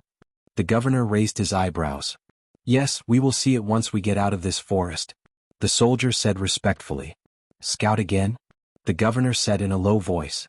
Yes. The soldier retreated quickly. Let's go. The governor ordered. The soldiers gathered their thoughts and continued on their journey. Soon they had passed through the forest. After passing through the forest, they arrived at a vast valley. Stop. Gather the troops. The governor shouted. Ka-ka-ka. The group of officers and soldiers quickly got into formation. The 4 great consecrators and the governor stood at the head of the black armored army and looked at the enemy in the distance. In the distance, the silver armored army got into formation and the war drums sounded. Thump, thump, thump. The war drums sounded, encouraging the soldiers to feel their blood boil and their morale soar. The archers stood at the front. As soon as the black armored army entered the range of the archers, 10,000 arrows would be fired. The 2 armies stood at their respective safe positions. Whoever charged out first would be the first to be shot by the enemy's arrows. The governor squinted his eyes. Great consecrator, your divine snake is invulnerable. Can you first disrupt the enemy's formation? Then we will attack with all our strength? The governor looked at the great consecrator and asked. The great consecrator looked at the governor strangely. Then he smiled disdainfully and said, My Blackie is invulnerable. However, it is your job to lead an army and fight a war. You are so useless that you want Blackie to be your vanguard? Ah, you have guts. You can talk to Blackie yourself. The governor's face froze. Talk to Blackie himself? Are you kidding me? What if Blackie gets angry and eats me? The governor could only accept this reality gloomily. He turned his head and looked into the distance again. At this moment, a silver-armored soldier suddenly ran over from the army. The soldier did not bring any weapons and came empty-handed. An envoy? The governor was curious. Zhang Xian didn't stop the soldier, allowing him to approach. Zheng State's viceroy, our Yen State's emperor who is equal to the emperor. Viceroy, please go to the center of the two armies and resolve the grievances between the two armies. The silver-armored soldier said solemnly. The center of the two armies? The governor was slightly surprised. At this moment, several silver-armored soldiers appeared from the distance, carrying a large table and several wide chairs. They placed them in the center of the confrontation between the two armies. There was an incense burner and a pot of tea on the table. The incense burner was lit and green smoke rose. The location of the table was beyond the range of the two armies' crossbows. If there are any unusual movements, they can quickly return to their respective camps. Right there, the silver-armored soldier said. Looking at the place, the governor raised his eyebrows and said, If Yan Chuan and Huo Guang are going, then I'll go. I will definitely pass on your words. The silver-armored soldier said with a smile. Then, the silver-armored soldier quickly retreated into the opposite army formation. Soon, 3 figures walked out of the army. It was a young man dressed in a gorgeous royal robe, Yan Chuan. It was a eunuch holding a horsetail whisk, Lu Jin. The last one was Great General Huo Guang. The 3 of them slowly walked toward the table and chairs in the center. As for the silver-armored soldiers carrying the table and chairs, they retreated. The governor looked at the opposite side with a strange expression. He frowned slightly, but his eyes eventually turned cold. Your martial prowess is amazing. Capturing those 3 will be as easy as blowing off dust, right? The governor said respectfully to the group of soldiers.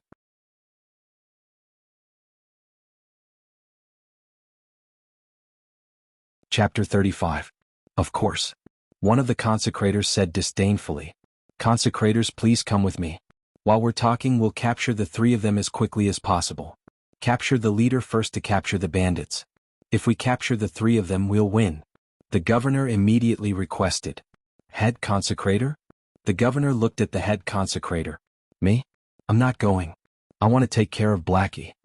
The head consecrator shook his head and smiled. Instinctively, the head consecrator felt that something was wrong. However, this was a completely open and transparent meeting. How could there be anything wrong with that? Still, the head consecrator was cautious and did not go. Let's go. We'll each take one. The other 3 consecrators immediately agreed. The head consecrator nodded. The governor seemed to be confident of victory. He led the 3 consecrators and slowly walked toward the table in the center. The snake swallowed the black bear. It seemed to be digesting it as it swam over lazily. It followed the head consecrator and looked into the distance. In the center of the 2 armies, Yan Chuan sat on a chair. Huo Guang and Lu Jin stood respectfully behind him. The 2 of them were not very nervous. However, they still instinctively glanced at the incense burner on the table. Smoke rose from the incense burner. It was obvious that they were undefeatable in this battle. A drunken vitality fruit could defeat an essence state expert. With another drunken vitality fruit, wouldn't it be easy to defeat a group of people in the perfected strength state? Yan Chuan's gaze was fixed on the giant snake in the distance. Looking at the giant snake, Yan Chuan's eyes revealed a hint of satisfaction. It was indeed a demonic beast. Yan Chuan looked at the giant snake. The giant snake also felt Yan Chuan's gaze. It glared at Yan Chuan unhappily. Yan Chuan did not mind. He looked at the 4 people walking over. Governor? I've heard a lot about you. Today, I represent the Yen state to discuss state affairs with you. Please. Yan Chuan said with a smile. Yan Chuan did not get up. He just sat there facing the governor.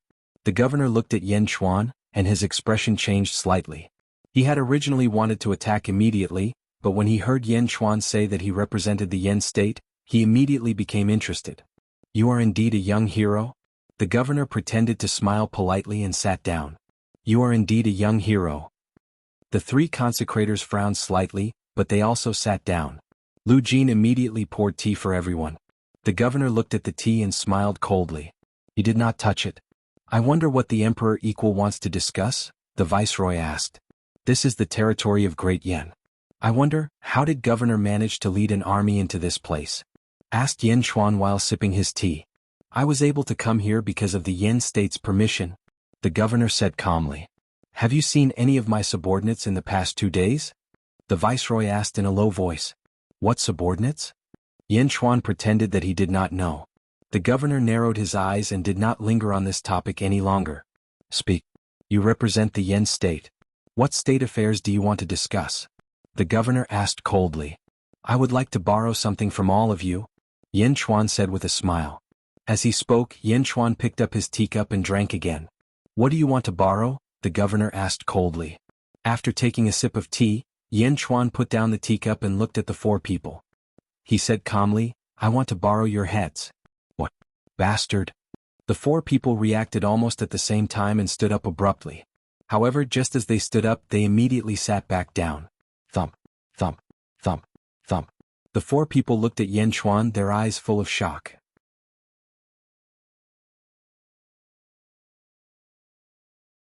Chapter 36. What's going on? Why can't I move? The governor cried out in shock. Oh no. The high consecrator's expression immediately changed. Die. Huoguang glared and swung the spear in his hand. Bang. The governor's head was immediately snapped by the spear. With a flick of the spear, the governor's head flew out. Until his death, the governor's eyes were wide open, unable to accept this fact. No. The large number of black armored soldiers in the distance cried out in fear. Incense burner? Poisonous incense? Idiot. The high consecrator immediately saw through the mystery. Big Black, quick, go and save those 3 consecrators. The high consecrator immediately looked at the huge snake. At this moment, the high consecrator couldn't care less. Although he loved the huge black snake, there were times when he had no choice but to help. The huge snake shook its head. With a sway of its body, it swam over. Ka. With an angry cry, it swam quickly towards Yin Chuan. Lord, leave quickly. Huoguang's expression immediately changed as he tried to stop the snake. No, I've been waiting for this moment for a long time. Yin Chuan immediately pushed Huoguang away. Seeing the huge snake pouncing towards him, Yin Chuan wasn't worried. Instead, he was happy.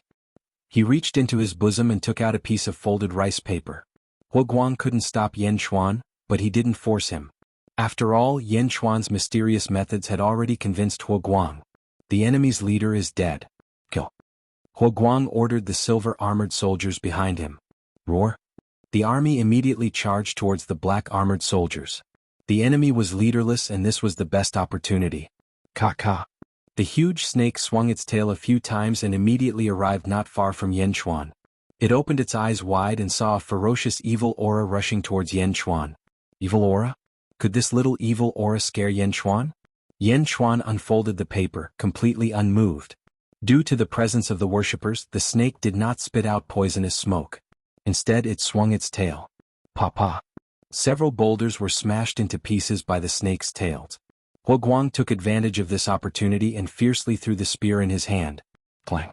The long spear collided with the serpent's body, but it was as if it had hit an iron plate. The Vajra great spear was unable to pierce through the serpent's body at all. The snake swung its tail, which emitted a black light and collided with the great spear, causing a loud explosion. Boom. The great spear flew out, but at this moment the great spear had already turned into a V shape. The strength of the snake tail was shocking. The strength of the great snake cannot be shaken by brute force, Huoguang said worriedly. Whoosh. The huge snake slithered closer once again, its huge head suddenly probing towards Yin Chuan. The snake opened its mouth wide and a strong fishy smell wafted out. It opened its mouth wanting to swallow Yin Chuan whole. Humph. Yin Chuan snorted coldly. He suddenly unfolded the paper in his hand. Thousands of golden lights gushed out from the paper.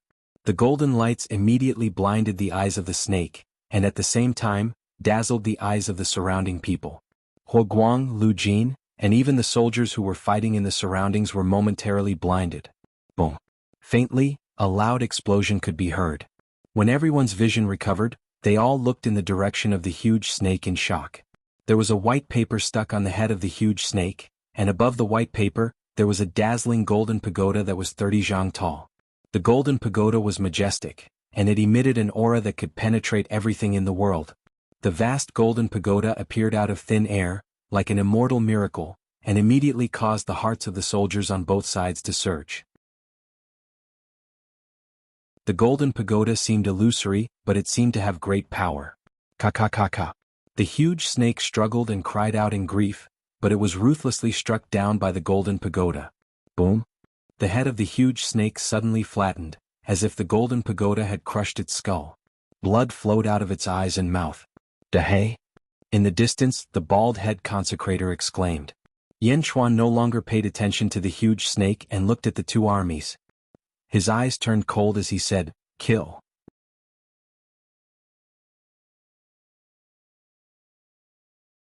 Chapter 37. Kill? Under Yan Chuan's command, a murderous aura surged out.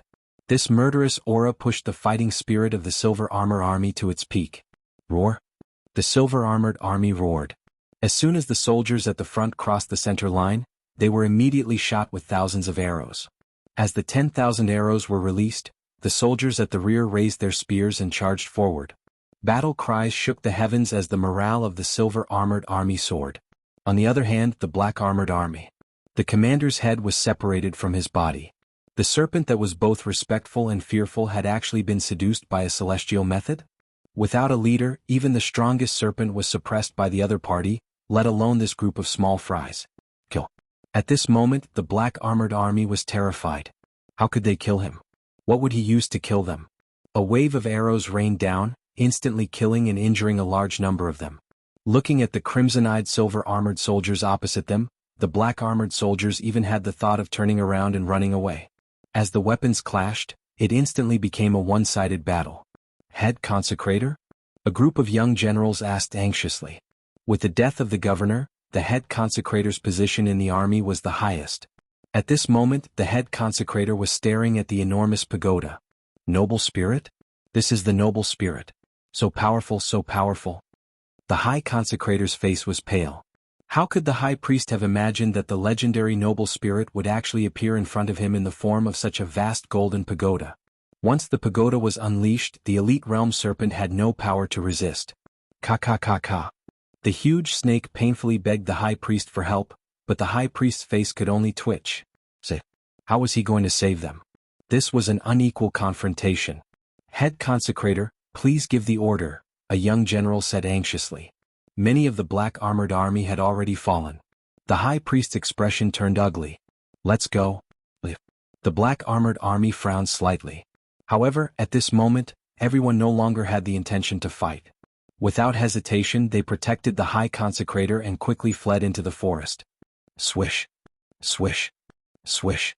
A series of arrows chased after him, leaving behind a large number of corpses. However, the high consecrator managed to escape. Beat the gong? Guang shouted. Clang? The sound of a golden gong echoed into the distance. The gong sounded to retreat. Hearing the sound of the golden gong, the Silver Armored Army revealed an unresigned expression. Thus, the Black Armored Army, who didn't manage to escape in time, immediately became the target of their venting. Leaving behind more than 500 corpses of the Black Armored Army, the Silver Armored Army achieved a complete victory. Turning their heads, almost everyone looked at the towering pagoda. The pagoda pierced the serpent. As the golden light filled the area, the serpent let out a miserable shriek. However, under the pagoda there was nowhere for it to run. Its head was crushed and its body was crushed. Bit by bit, the serpent's round body became flat. With a whimper, the snake completely lost its life force. At this moment, the 3,000 silver-armored soldiers didn't even care about their victory. Looking at this towering giant pagoda, the silver armor guards were all dazzled. Even though Guang and Lu Jin had heard and seen a lot during this period of time, they were still shocked by the scene in front of them. Yan Chuan stood in front of the golden pagoda. Enveloped by the golden light, he looked like a god descending to the mortal world. The three poison consecrators at the side all revealed looks of despair. Guang?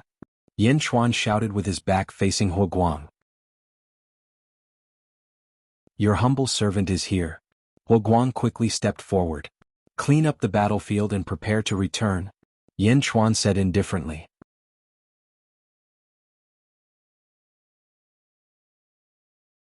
Chapter 38. Yes. Guang replied immediately. Lord, the high priest ran away. Should we chase after him? Lu Jin asked worriedly. Yan Chuan shook his head and said, no need. We don't have to do anything. They will die in this forest. Yes. Lu Jin replied. Then, Your Highness, what about these three consecrators? Should we keep them? Lu Jin asked again. What's the point of keeping them? Yin Chuan said calmly. The three poison consecrators immediately revealed looks of despair. But what could they do? They couldn't change the outcome. Huoguang quickly ordered the soldiers to clean up the battlefield. When everything was cleaned up, the golden pagoda emitted a dazzling light. Boom. The golden pagoda exploded. As for that piece of paper, it was completely reduced to ashes. The silver armor soldiers sighed when they saw the demon snake's corpse. The paper, ink, and brush were too poor. They couldn't withstand my words. Yin Chuan sighed softly. Lord, everything has been cleaned up. Huoguang stepped forward and said, carry the demon snake back and collect its blood in a container. Yin Chuan said in a deep voice. Yes. Huoguang replied immediately. Carry the snake? Although the snake was heavy, the soldiers carrying it were unusually excited. It was a demon beast. Yin Chuan sat back in the sedan chair. The army marched back to where they came from. Lu Jin walked outside the sedan chair and waited for Yin Chuan. Your Highness, these three items were found on the bodies of the three consecrators. Lu Jin reported respectfully from outside the sedan. In the sedan chair, Yin Chuan looked at the three items on the small table. A green jade rui, a small jade bottle, and a palm-sized piece of white fur. Yin Chuan opened the small jade bottle and glanced at it. He said disdainfully, fasting pills again? He then turned to look at Rui. Jadeite? It can calm the mind and prevent disturbances during cultivation. This jade rui is not bad. Unfortunately, it is useless to me. Yin Chuan shook his head. Finally, there was a white fur. On the other side of the skin there was a red rune. The skin of a demon wolf? Was this a talisman? Demon skin talisman? Unfortunately, the strokes of the person who drew the talisman were too weak, and the power was limited. Yin Chuan shook his head. Looking at the three items, Yin Chuan suddenly said, Lu Jin. Old slave is here. Lu Jin said respectfully from outside the sedan. Find a craftsman to polish this rui jade into a writing brush. Pluck out the fur from the wolf's skin and fill it with the brush's hair. As for the fasting pills, keep them for the time being. Yin Chuan handed over the three items. Yes. Lu Jin replied respectfully.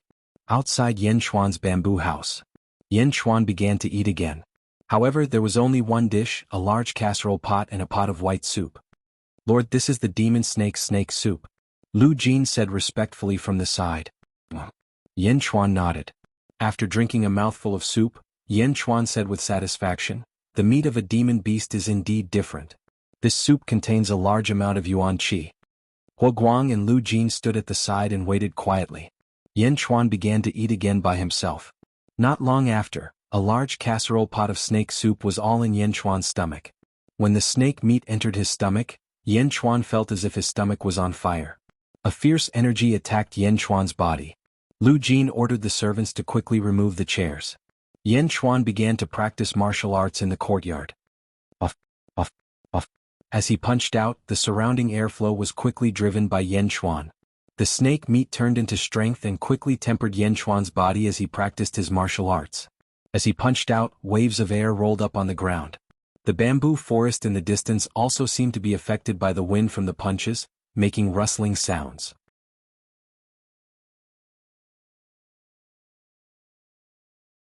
Chapter 39. Rumble? Yin Chuan's body made a slight rumbling sound. His fist shone with a golden light. Boom. After the last punch, Yin Chuan's body made a loud noise. The wind stopped. Yin Chuan was covered in sweat. The sweat was mixed with some black substance, the impurities that were expelled from his body. Congratulations, Lord, for reaching LV4 of the Power Realm. Huoguang said excitedly. Demonic beast meat? One pot. Just one pot and his cultivation had broken through? How much energy was contained in the snake meat? Yin Chuan smiled faintly, not taking it to heart. Lord, the hot water is ready.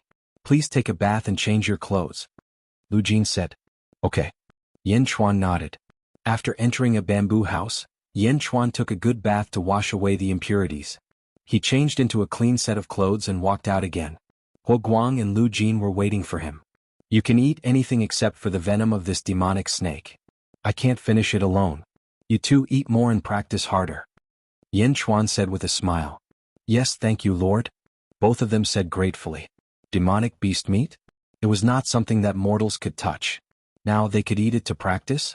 With Lord as an example, Both of them could imagine that as long as they had enough demonic beast meat, their cultivation would improve rapidly. Do the soldiers of the Lord Protector's camp have enough meat to practice? Yan Chuan asked. Huo Guang smiled bitterly and shook his head.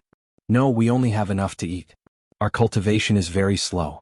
Only high-ranking generals would have a large amount of meat to consume for cultivation. 3,000 soldiers, 3,000 mouths.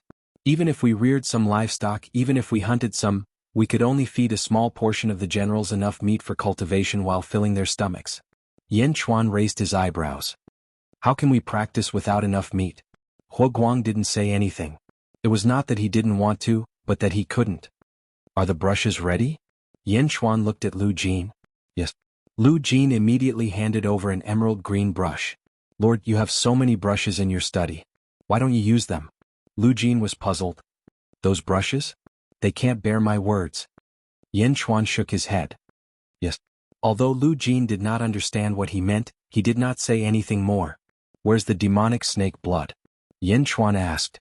I've already collected it. There's more than a barrel. Huo Guang immediately said respectfully, to the barracks. Yan Chuan said, yes. The three of them walked towards the barracks. At this moment, Yan Chuan was like a god in the hearts of the soldiers. All of them looked at Yan Chuan with worship. When Yan Chuan arrived, they immediately prepared for battle. Archers, prepare to meet the enemy. Yan Chuan smiled. Yes. Although the soldiers didn't know where the enemy came from, they still responded respectfully. Yan Chuan looked around. Finally, he stopped at a large rock not far away.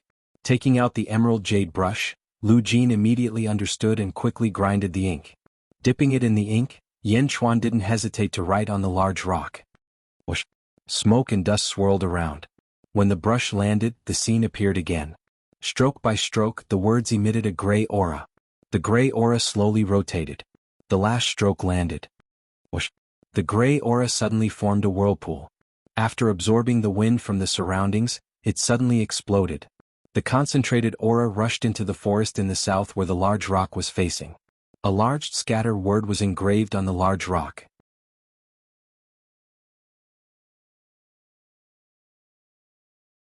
Chapter 40. Scatter? Everyone's eyes lit up as they looked at the immortal scene. Take a bowl of snake blood and pour it into the character. Yan Chuan said in a deep voice. Yes. Huo Guang immediately did as he was told. A bowl of demonic snake blood was quickly poured into the character. Who? The gray mist appeared on the character again. When the snake blood was poured in, it immediately turned into a bloody mist and was sucked into the whirlpool. Boom! The bloody mist exploded and shot towards the south. In the blink of an eye, it disappeared. What a strong fishy smell! Huo Guang sniffed and said in surprise.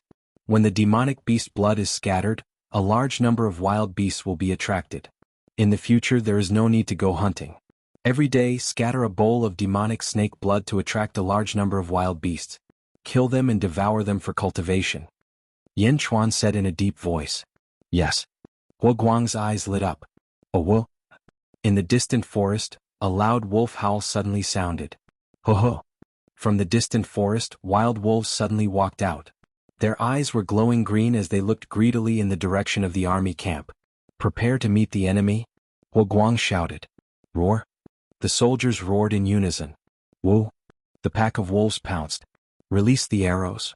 Xiu! Xiu! Xiu! The massacre began. Yan Chuan grabbed the brush and slowly retreated. Huo Guang led the army to fend off the wild beasts. Lu Jin followed behind Yan Chuan. Looking at the brush in his hand, Yan Chuan was satisfied. Indeed, the quality of the brush was much better. This time it didn't turn into dust. He passed the brush to Lu Jin and kept it. Lord, with this word, the soldiers will have a lot of meat to practice their martial arts. Moreover, fighting with wild beasts every day will make it easier for them to practice their martial arts. Lu Jin said respectfully. Yan Chuan took a deep breath and said, They are too weak. We eat the demon snake to train, but they also need to train. I don't want a weak army, I want a strong army. Yes. Today, soldiers, eat your fill first. Tomorrow at 3 in the morning, the entire army will follow me to set up a formation around this area, just in case. Yan Chuan said indifferently. Yes. In the forest was a huge valley. In the valley, the great consecrator sat cross-legged, surrounded by 40 to 50 black armored soldiers. Suddenly, a black armored army soldier ran in from outside the valley. The High Consecrator opened his eyes abruptly and looked at the battered black-armored army. Great Consecrator, it's not good. The Yin State's Zhao army is surrounding and killing us. Our brothers outside have all been killed. The battered black-armored army soldier said sorrowfully. The High Consecrator's face was extremely ugly. Zhao family, Zhao Kunwu, shameless. The Zhao family was the one who cooperated with us and asked us to assassinate Yen Chuan. Now, seeing that we have been defeated, they want to kill us all? A young soldier said sorrowfully. Yen Chuan is fine. On the surface, the Zhao family will naturally draw a line with us. I didn't expect them to be so ruthless. The High Consecrator said in a deep voice. Great Consecrator, what should we do? Do we still want to assassinate Yen Chuan? The young soldier said with an ugly expression. The High Consecrator stared at him. Are you crazy? That Yen Chuan must have received the support of the Immortal sect. Do you want to die? Then what should we do? I will go back and leave the Yen state. The young soldier said timidly. No, I will not go back. The High Consecrator said coldly. The Feng Shui formation is about to open. I must go and find a way to break through. I, Lu Gang, will definitely enter the Essence state and enter the ranks of immortal cultivators. The High Consecrator touched his bald head and said in a deep voice.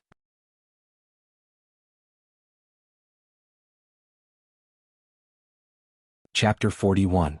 Great Yen State Capital Yanjing. Yanjing Palace. In a courtyard. In the courtyard, a man wearing a dragon robe with a dignified face and a fierce expression, was the ruler of the Yen State, Yen Emperor. In front of Yen Emperor stood a few officials, followed by an old eunuch. In front of everyone was a corpse. It was the corpse of the eldest son of the Zhao family, Zhao Tianda, sent by Yen Chuan. Zhao Tianda? Yen Emperor squinted his eyes. Yen Chuan killed Zhao Tianda and sent someone to deliver it to your majesty. This is very unusual. Your majesty? An official wearing a green robe looked at Yen Emperor. He dares to threaten me, blaming me for allowing the Zhao family to assassinate him? Yen Emperor said coldly. The emperor is growing up. The green-robed official frowned. Your majesty, do you want to announce Zhao Tianda's death to the public? To gather the people's support and counter the Zhao family? Another official asked. Your majesty, you cannot. The green-robed official immediately shouted. Oh, Chongqing, what do you mean? Yen Emperor looked at him. The emperor is the emperor. Although he does not interfere with politics in the Yen state, he is more important to the people than any previous emperor. Because of the emperor, the Yen state has been standing for 300 years. Although there was a change of people 7 years ago, the support of the people for the king equal to one still existed. After living in seclusion for 7 years, he had gradually faded from the eyes of the people. But if the news was made known to the public, even if he did not show up, his reputation would still cause a storm in Great Yen. I have a bad feeling. Chongqing frowned and said worriedly. What feeling? Yen Emperor said in a deep voice. This corpse was sent here by him. Perhaps he purposely wanted His Majesty to announce this matter to the public. This way, his reputation will reignite the memories of the people and pave the way for him to enter the political circle. Chongqing frowned. Pave the way? Are you saying that he wants to seize my power? Yen Emperor's face sank. This is just my speculation. After all, everyone in the Great Yen state knows that the Great Yen dynasty was originally ruled by a king. Just like your majesty, he has the most legitimate right of succession.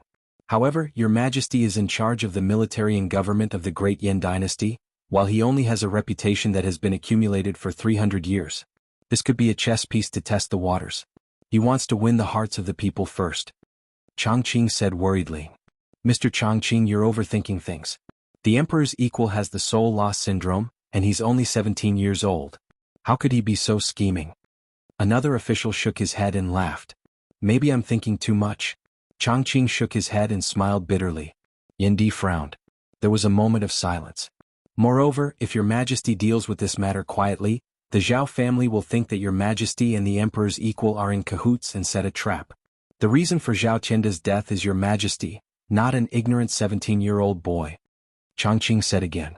We can't announce it, but we can't not announce it either. If what Mr. Chongqing said is true, then the emperor's equal is too scheming. Another official said worriedly.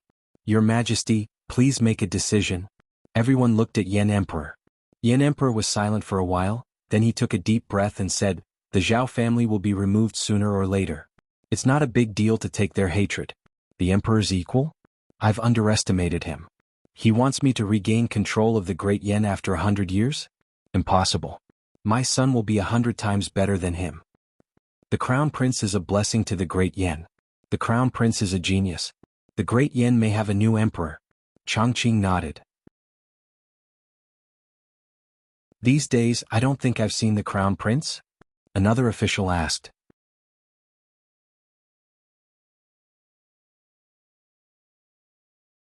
Chapter 42. The Crown Prince and the consecrators went to the Forbidden Forest too. Maybe we can meet Yen Chuan there. Yen Emperor stroked his beard and smiled. Outside the Forbidden Forest. In Yen Chuan's bamboo house. For the past 20 days Yen Chuan, Huoguang, and Lu Jin ate the demon snake's meat every day. Their cultivation bases were also increasing rapidly. There were 3 plates of fried snake meat on the table. Yen Chuan ate slowly while Lu Jin and Huoguang stood respectfully beside him. As he ate, he asked calmly, "Is this the last portion of snake meat?" "Yes, I ate too much so." Huoguang's face turned red. "It's okay. Since your cultivation is high, you need to eat more. As long as your strength increases, you'll be fine." "How's your cultivation now?" Yen Chuan asked. "I'm now at LV7 of the Power Realm and I've reached the peak. I can break through at any time." Huoguang said excitedly. "Old slave is at LV6 of the Power Realm." Lu Jin said excitedly. 20 days, it's only been 20 days. Yen Chuan nodded satisfactorily. "Lord, the soldiers have been eating a lot of meat these days. Many of our brothers have broken through. However, the demon snake's blood is running out." Huoguang said worriedly.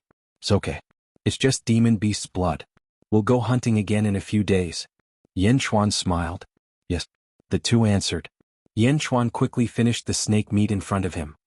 "Don't disturb me." Yen Chuan said. "Yes." The two answered. Yen Chuan went back to his room. He closed the door. He sat down cross-legged and closed his eyes to regulate his breathing. "This last batch of snake meat will definitely help me reach LV6 of the Power Realm." In the military camp not far away, several silver-armored soldiers were guarding the boulder where Yen Chuan wrote. It was this boulder that attracted countless wild beasts. So that the soldiers could eat enough meat to cultivate, they naturally needed to be protected. At this moment there was no need for Huoguang to lead the troops. The young generals were more than enough to deal with the wild beasts that came after smelling the scent of blood. "Time's up, lure the beast," a young general shouted. Yes. The once-a-day snake blood beast bait had begun. And right above the military camp, between the clouds, an object slowly flew over. It was a snow-white boat. There was some white fog around the boat, making it blend in with the surroundings. Even if someone looked carefully, they would only think that it was a white cloud. There were 8 people and an immortal crane on the boat. They were divided into 3 groups. The first group was led by a young girl wearing a white dress. She had an exquisite string tied around her forehead that went through her beautiful long hair. She looked extremely beautiful and elegant. She was the young girl who was riding a crane and watching Yen Chuan draw at the entrance of the Dragon Vein not long ago. The immortal crane stood beside the young girl.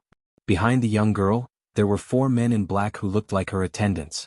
The second group was led by a middle-aged man wearing a white scholar's robe. His face was elegant and his expression was calm. The third group was a handsome young man wearing a golden robe.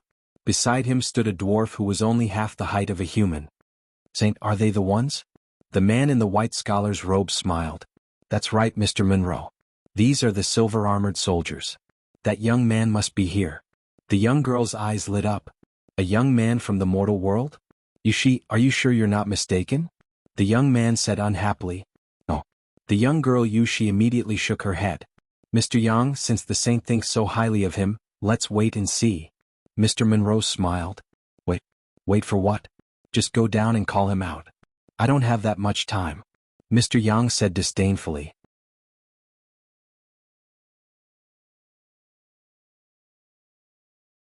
Chapter 43. Wait a minute. Yushi shook her head. "All right, let's wait a little longer," Mr. Yang said. "The forest is filled with fog. It looks like a formation." Mr. Monroe frowned. "Formation? What kind of formation is this?" Yushi asked curiously. Mr. Monroe squinted and looked for a while. Finally, he shook his head and said, "It looks like a feng shui formation." "A feng shui formation? That's impossible. How can a mortal set up a feng shui formation?" Mr. Yang said in disbelief. "Let me see." The dwarf who was following Mr. Yang stepped forward. Ding Wugu, you happen to be practicing feng shui? Tell me, what kind of formation is this? Mr. Yang said immediately, as if he was talking to Yushi. Everyone looked at the dwarf named Ding Wugu. The dwarf looked at them and frowned. Finally he shook his head. Can you tell? Mr. Yang asked. No, but what kind of formation can Immortal set up? At most it's a trash formation. Ding Wugu said disdainfully.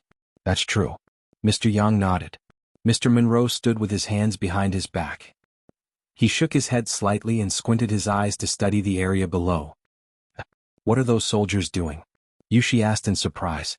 Everyone looked over and saw a soldier pouring a bowl of fresh blood onto a large rock. Bang! The blood was scattered and gushed toward the south. A fishy smell? What a strong fishy smell. Ding Wugu squinted his eyes. A formation? Mr. Yang shouted. No, it's a word? Mr. Monroe's eyes lit up. Let's go down. Mr. Monroe was excited. Yes. Everyone nodded. Mr. Monroe stepped on the ground and the boat sank. In the blink of an eye they were below. The boat shrank quickly. He put the boat away and everyone fell from the sky. Only the red-crowned crane was still circling in the sky. Bang, bang, bang. A cloud of dust rose. The soldiers' faces changed when they suddenly fell from the sky. Who are you people? A silver-armored soldier immediately shouted. Mr. Monroe went straight to the big rock. He stared at the words on the big rock and read them carefully. His eyes were full of surprise. Saintess Yushi also walked over and looked at the boulder. Young Master Yang also pretended to look at the words on the boulder. No one paid any attention to the surrounding soldiers. In their eyes, these soldiers were no different from ants. Archers, fire! One of the generals shouted. Originally, he was prepared to hunt wild beasts, but the bowstring was already fully drawn. Once the order was given, thousands of arrows were fired at the same time, shooting towards this group of uninvited guests. Whoosh! Whoosh! Whoosh! The silver-armored army was extremely experienced. More than 2,000 arrows rained down like a huge net. If he were immortal, he definitely wouldn't be able to escape from this torrential rain of arrows. But how could this group of people be ordinary? One of Saintess Yushi's subordinates immediately turned his head, glared, and waved his hand lightly. Buzz! There seemed to be a huge wall of air around them. The arrows stopped abruptly when they hit the wall.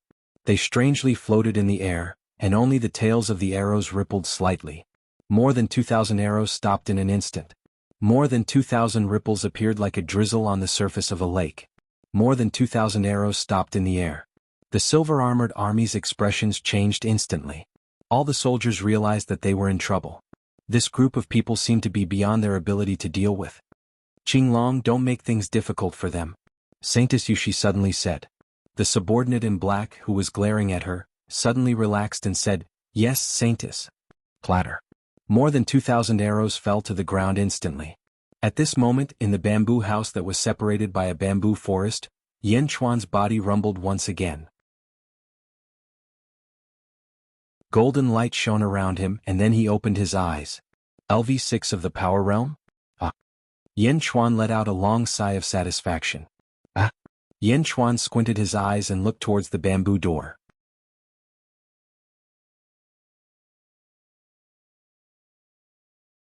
Chapter 44. In front of the boulder with the words scatter. Mr. Monroe took a deep breath. Nice handwriting, Mr. Monroe said happily. While praising, Mr. Wenrua extended his hand and took out a vermilion brush. The brush body was bright red and emitted a faint red light. The brush hair emitted 3 colors of red, purple, and green. Just based on its appearance, it was much better than Yan Chuan's brush. Mr. Monroe, do you want to fight? Yushi's eyes lit up. The word do? Young Master Yang revealed a hint of curiosity. Mr. Wenrua smiled faintly and said, When the brush lands there is an aura. The person who wrote this has amazing strokes. I'm also curious and excited to see this. Then Mr. Monroe, hurry up and write. I've only heard of the word do, but I've never seen it before. Yushi's curiosity was piqued. Okay. Mr. Monroe nodded. Holding the brush in his right hand, he flipped his left hand slightly, and a small round inkstone appeared in his palm. The inside of the inkstone was filled with red ink. Mr. Monroe dipped the brush in the ink and began to write on Yan Chuan's word, scatter?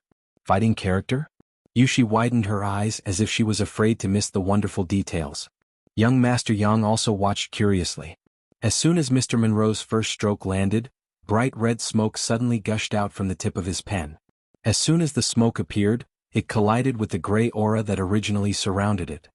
Oh! A gentle breeze blew around them. At the tip of the brush, the sound of wind and thunder could be faintly heard as the red and gray chi collided. Stop! The faces of the soldiers changed as they shouted angrily. These words were written by the Lord and no one can touch them. These uninvited guests were powerful, but they could not stain the name of the Lord. Clang! Clang! Clang! The 5 generals with high cultivation levels immediately brandished their spears and charged towards the crowd. The spear was pointed straight at the crowd. Kikik, there are still people in this world who aren't afraid of death. The dwarf Ding Wugu immediately sneered. Ta! Ding Wugu stomped his foot, and a large amount of gravel shot towards the 5 young generals. Dang dang dang. The gravel collided with the long spear, producing a metallic sound. The huge force forced the 5 young generals to retreat. Bang! Finally, a piece of rock hit a young general's chest.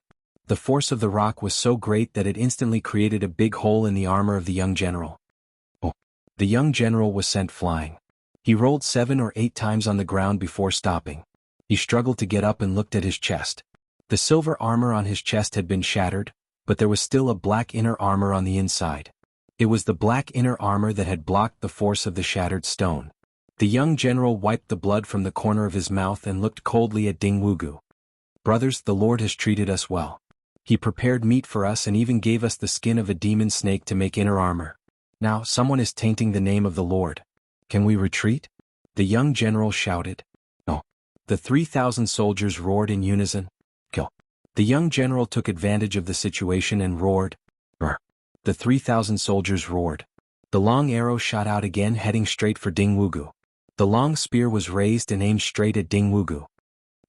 Ding Wugu's face darkened. A small black ball suddenly appeared in his hand. Ding Wugu fiercely threw himself to the ground. Boom! The small ball exploded and a large amount of black gas enveloped Ding Wugu. The black gas expanded and formed a wall of gas, instantly blocking the 2,000 sharp arrows. However, it was not as easy as Qinglong previously. The 2,000 arrows rained down. A group of ants, Ding Wugu said disdainfully. In the black gas, Ding Wugu waved his hand fiercely.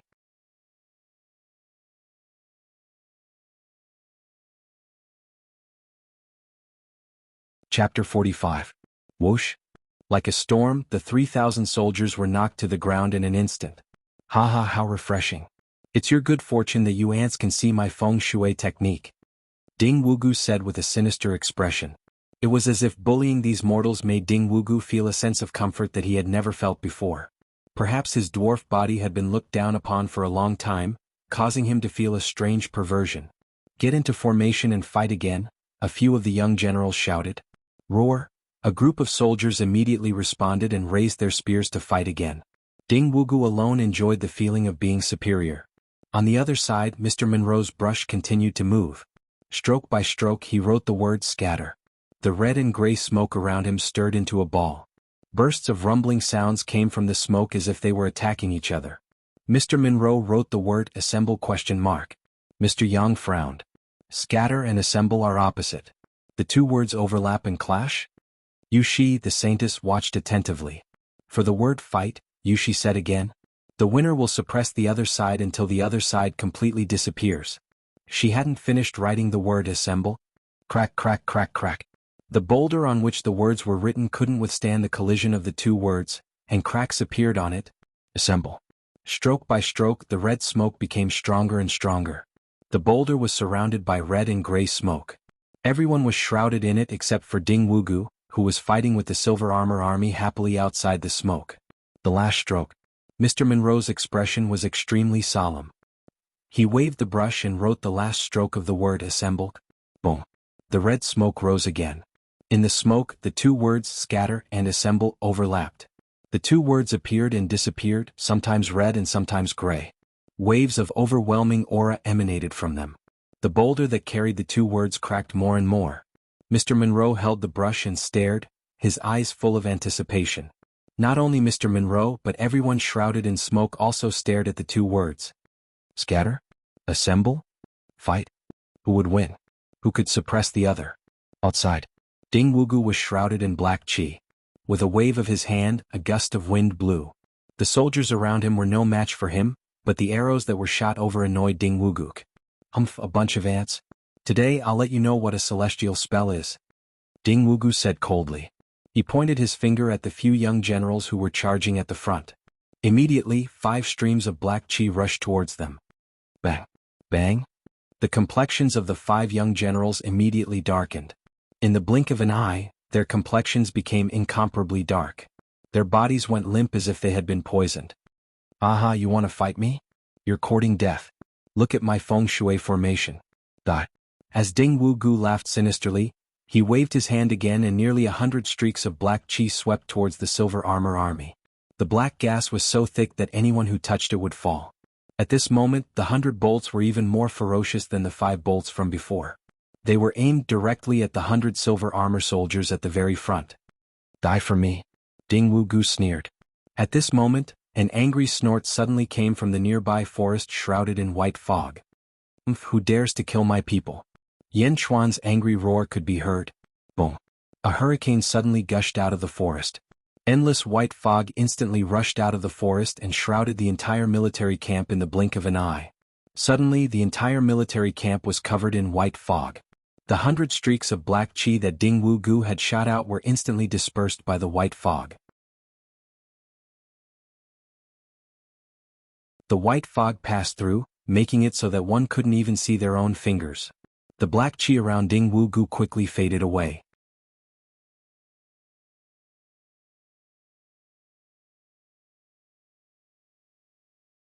Chapter 46. Ding Wugu's expression changed. But in the next moment, Ding Wugu found that everything around him had changed. Ding Wugu saw a vast sea of blood, and the world was blood red. In the sea of blood, countless evil spirits were surging. Wu, ah, ga, ga. The countless evil spirits in the sea of blood surrounded Ding Wugu and pounced on him. Illusion? Illusion array? Ding Wugu's expression changed. Break? Ding Wugu exclaimed. He formed a spell with his hand. However, Ding Wugu's hand could not break it.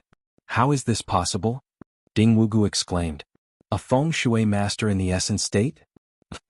In the forest, Yen Chuan's voice was heard again. In the illusion, Ding Wugu saw more and more evil spirits pouncing on him. Ah!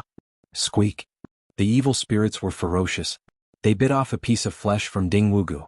Thousands of evil spirits bit Ding Wugu, and his flesh was instantly mangled. Although Ding Wugu knew that it was an illusion, he still screamed in shock. No! Ding Wugu exclaimed. On the other side. The 2 words disperse and assembled were fighting. Boom! The 2 words collided with each other.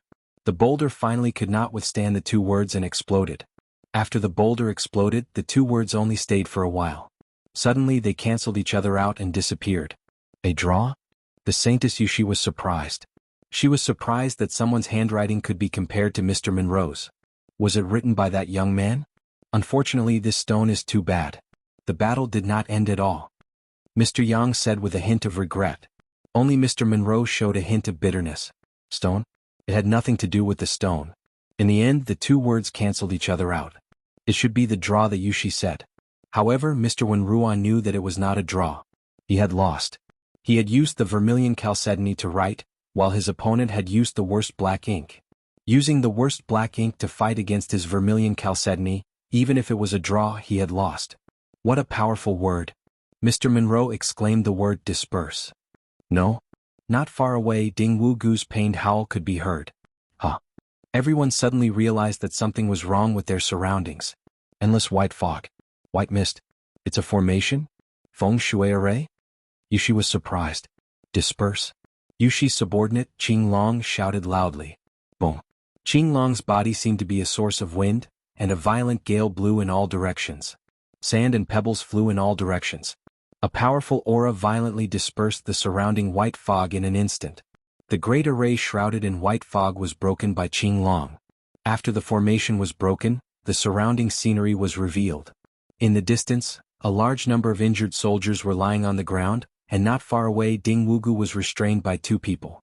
One of them was dressed in eunuch robes, and his horsetail whisk was wrapped around Ding Wugu's neck. The other was a general in silver armor, and the tip of his spear was thrust into Ding Wugu's mouth, aiming straight for his throat. As long as the silver armor general moved, the long spear would definitely pierce through Ding Wugu's throat. Everyone was stunned. This was because Ding Wugu's cultivation level was in the mastery realm, and the people restraining him were two mortals in the strength realm. Mortals in the strength realm? Moreover, it was a complete suppression. A strength realm cultivator restraining a mastery realm cultivator? After the formation was broken, the surrounding environment disappeared, and Ding Wugu could see everything clearly. However, the tip of the spear in his throat was emitting cold air. Even though Ding Wugu's strength was still the same, he did not dare to move an inch. This was because his life was on the line, and his life was in the hands of his opponents. Strength realm? Only in the strength realm? Qinglong's face was filled with disbelief. Everyone, may I know what is the meaning of injuring my subordinates, destroying my formation and breaking my tablet? Yen Chuan's voice came from the direction of the bamboo forest. Yen Chuan slowly stepped out from the edge of the bamboo forest. He frowned and looked at the group of uninvited guests.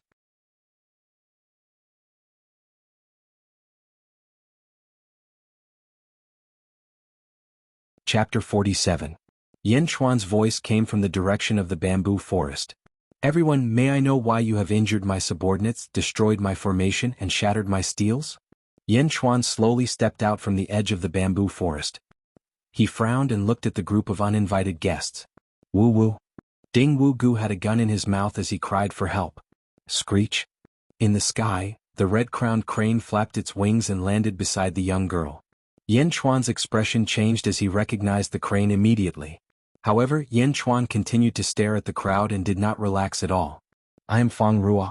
When I saw the words on the stone tablet, I got excited and broke it. I'm very sorry, Mr. Monroe said solemnly. The words scattered had already dispelled Mr. Monroe's arrogance. Because of this, his tone was still considered polite. My name is Mo Yushi. Saintess Yushi looked at Yen Chuan curiously. Why are you talking nonsense with him? Kid, who are you? Also, why haven't you quickly released Ding Wugu? Young Master Yang said with his head held high. Yen Chuan looked at everyone, but he did not let He Guang release Ding Wugu. My name is Yen Chuan. Why have you all come here without informing me? Yen Chuan said in a deep voice. Yen Chuan? Your surname is Yen? Mo Yushi's eyes brightened. Yen Chuan frowned slightly. That day, I saw that you were familiar with the people from the Dai sect. How is Yen Tao from the Dai sect related to you? Mo Yushi asked. Yen Tao? Mr. Monroe was slightly taken aback. Yen Chuan narrowed his eyes at Mo Yushi. It's my father. Yen Chuan said in a deep voice. Father? No wonder, no wonder. Like father, like son. It is indeed true that Yen Tao fought alone at the Heavenly Bestowment Conference and stood proudly among the heroes. At that time, Wenruo was fortunate enough to meet Yen Tao. Wenruo admired very few people in her life, but Yen Tao was one of them. So he is the descendant of Yen Tao. Mr. Monroe exclaimed. I will compensate you for all your losses. I wonder if you can release Ding Wugu? Mo Yushi smiled. Yen Chuan looked at Mo Yushi in silence. Yen Chuan could feel Mo Yushi's goodwill. After all, with her subordinate who had just broken the array, it should not be difficult for her to save the dwarf. However, she did not do so. Clearly, she did not want to become enemies.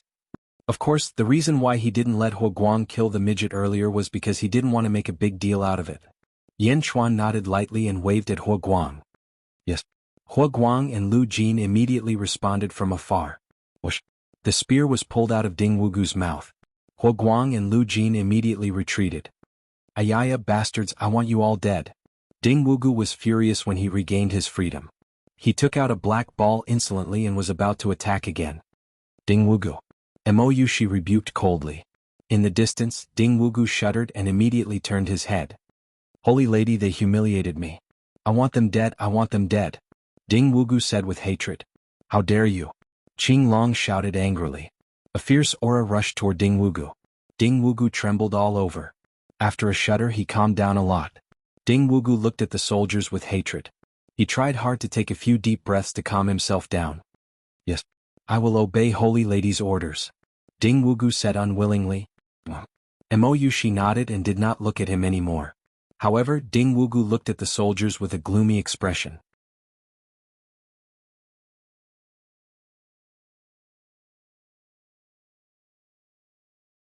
Chapter 48. Lord, they can't hold on much longer. He Guang shouted from afar. The soldiers clutched their wounds and surrounded 5 of the young generals. They had been poisoned by Ding Wugu's black energy. Their bodies were black and they trembled.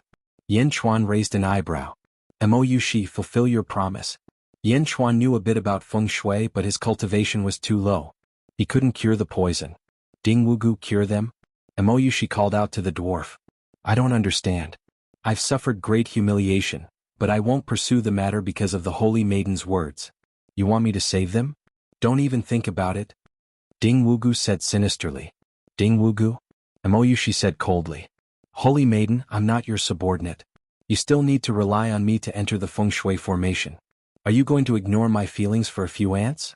I won't save them over my dead body. Ding Wugu said coldly. Ding Wugu looked coldly at Yen Chuan with disdain. He still needed a feng shui master to enter the feng shui formation. Ding Wugu believed that Mo Yushi couldn't do anything to him. Mo Yushi frowned, then sighed. Qinglong, go take a look and see if there's a way to save them. Mo Yushi said with a frown. Mo Yushi's words made her stance clear. She would rather offend Yen Chuan than Ding Wugu at this critical juncture. Yen Chuan didn't say anything. He walked over to check on the 5 young generals. Qinglong poured a beam of green light into one of the young generals. However, the young general only trembled, his face still black. Holy maiden. Qinglong shook his head, indicating that he couldn't cure the poison. It's useless. This is feng shui evil poison. It has already entered the heart meridian. You don't understand feng shui, so you can't cure it. Ding Wugu said to Qinglong in disdain. Lord. The soldiers saluted Yen Chuan as he walked over. These 5 young generals had died for the sake of protecting Yen Chuan. Naturally, Yen Chuan would not leave them be. He stretched out his hand and Lu Jin immediately handed him the emerald jade brush. He handed over the ink stone. He dipped the brush in ink. Yen Chuan quickly wrote on the foreheads of the 5 people. Mr. Monroe's eyes lit up when he saw the jade brush. This money? Mr. Monroe shook his head. It's impossible to write such domineering words with such poor handwriting. Yen Chuan ignored him and quickly wrote on the 5 people's foreheads. As soon as the brush was drawn, a breeze suddenly blew in the surroundings. Bursts of green light suddenly appeared and slowly flowed into the bodies of the 5 people. Clear? Clear? He wrote 5 characters in a row. Bursts of green light enveloped the 5 poisoned people. He really wrote this? So it's really his handwriting. Mr. Monroe exclaimed from afar. As he exclaimed, Mr. Monroe's face showed a moment of bitterness. Looking at the young man's back, Mr. Monroe felt that all his previous calligraphy practice had gone to waste. Mr. Yang looked at Yen Chuan with jealousy and said, Handwriting? It's just a small trick. Ding Wugu also looked at him with hatred. Lord, will they be okay? Wu Guang asked worriedly. Yen Chuan handed the brush to Lu Jin. He took a deep breath and said, I'm not sure. It's up to fate. My handwriting can only disperse a part of the evil poison. The rest is up to them. Guard this place and don't touch their bodies. Yes. The silver armor soldiers answered. Wu Guang, stay here and check on everyone's injuries. Yen Chuan looked at Wu Guang.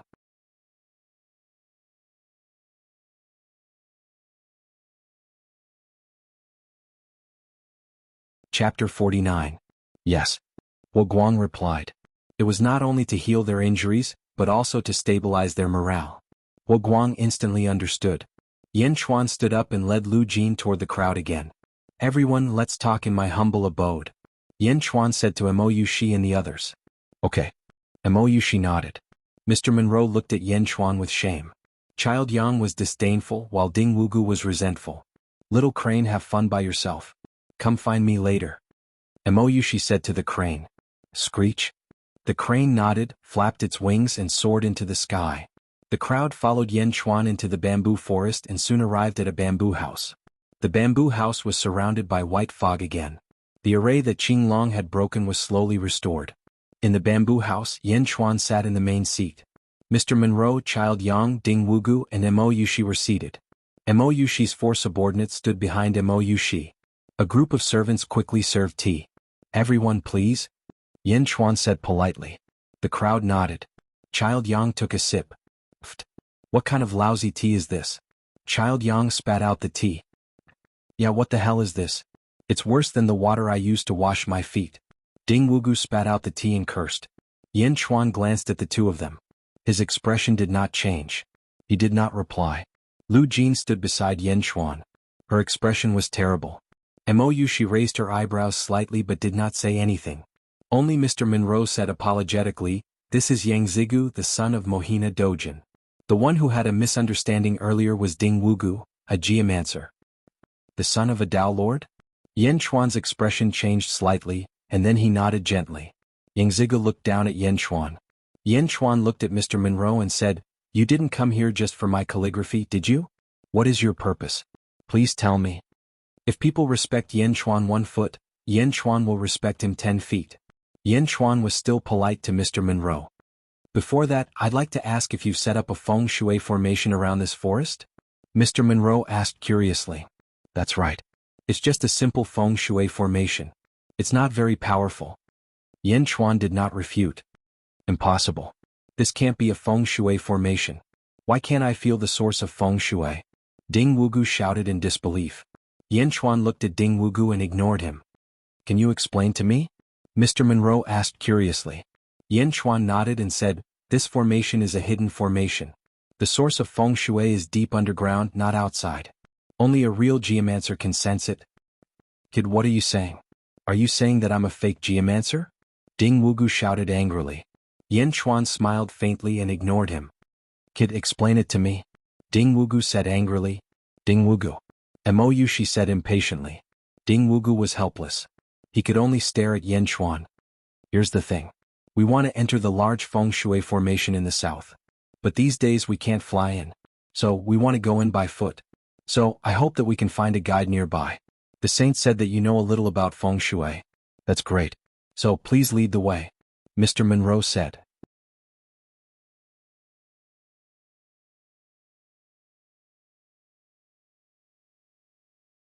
Chapter 50.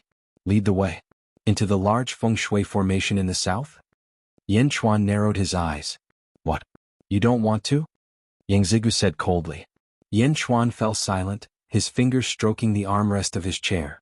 "You should be familiar with feng shui since you can recognize the dragon vein. As long as you lead us in, I'll give you whatever you want." "Mou," she said. Looking at the crowd, Yan Chuan took a deep breath and nodded his head. "Sure, Lord." Lu Jin exclaimed. The forbidden forest was a land of death. How could they go in? "There's no need to say anything. I have my own plans." Yan Chuan shook his head. "Yes," Lu Jin said with an ugly expression. "I think we're not the only ones entering the large feng shui formation." Yan Chuan said. "That's right. On the 9th day of the 9th month, the 9 stars align and a large amount of energy from the netherworld rushes into the mortal realm. The feng shui formation connects the 2 realms, and this place is the first to bear the brunt of the energy. Since no one is controlling the feng shui formation, it's bound to be shattered. Many sects have come here. Everyone wants to get what's inside." Mou she nodded. "What's inside?" Yan Chuan was puzzled. "Kid, it's not something you can get your hands on. Just lead the way," Yang Zigu said disdainfully. Yan Chuan smiled. "I can lead the way for you, but I have a condition." "Oh?" Mou she looked at Yan Chuan with a smile. "I want to lead the army in. Along the way, other than the ones you want to eat, any beast or monster you encounter will be eaten by my people." Yan Chuan said solemnly. "You'll be eaten to death." Yang Zigu said disdainfully. "Low-level demonic beasts are useless to us. You can have them." Mou she smiled. "Everyone please rest for the night. I'll go check on my subordinates' injuries. We'll set off tomorrow morning. Is that all right?" Yan Chuan asked. "Yes." Everyone nodded. Lu Jin, arrange a bamboo house for everyone." Yan Chuan said. "Yes." Lu Jin replied. After arranging the bamboo house, Lu Jin followed Yan Chuan back to the barracks. "A mortal bringing thousands of mortals with him? He's crazy," Yang Zigu said disdainfully. "It's good to bring more people. The feng shui formation is abnormally dangerous. These thousands of people can be used to scout the way to their deaths." Ding Wugu said with a cold look in his eyes. "That's true. It won't be a pity if these mortals die anyway." Yang Zigu laughed. "Mr. Monroe, what do you think of this Yan Chuan?" Mou she's eyes flashed. "He's neither humble nor arrogant. He's extraordinary." Mr. Monroe nodded. "Then, do you think he's qualified to be my attendant?" Mou she smiled. Yang Zigu said disdainfully. Mr. Monroe frowned and said, "The saint's attendant can only be loyal to the saint for the rest of his life. But from what I see, although this person looks calm on the surface, he's arrogant. It's hard for him to be willing to be under someone for a long time." I like people with arrogance. I want to see how capable he is. If it's really what I think it is, I don't mind putting in more effort. My men must be dragons among men. Mo, she said confidently. Yushi, you're wrong. He's just a mortal. He's only in the strength state.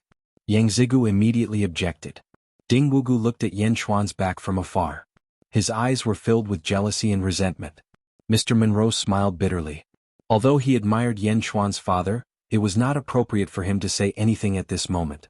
At the military camp, the soldiers were resting and healing their wounds. They were protecting the 5 poisoned young generals in the center. Out of the 5 young generals, 3 of them woke up. The black chi on their faces was slowly fading away. The pupils of the other 2 were getting bigger and bigger, until there was no more sound. Ernyo, de Xuanzi, the soldiers cried out in grief. Lord. Huo Guang rubbed his red eyes. He gritted his teeth and looked at Yan Xuan. Yan Xuan looked at the 2 dead young generals. His face was cold and his eyes were filled with hostility. Lord Ernyo and de Xuanzi died in vain. That murderer. Huo Guang clenched his fists and gritted his teeth. If they died on the battlefield, Huo Guang would not be so emotional. That was the duty of a soldier. But now they died for no reason. The murderer was here, but he could not take revenge. How could the soldiers not be angry and resentful? Give them a proper burial? Yan Xuan ordered coldly. Yes. The soldiers said with red eyes. This is not over. There will be plenty of time. Yan Xuan's eyes turned cold. A trace of killing intent shot out from his eyes. Huo Guang quivered. He looked at Yan Xuan gratefully and said, yes. The soldiers did not say anything more. Yan Xuan's killing intent had said everything.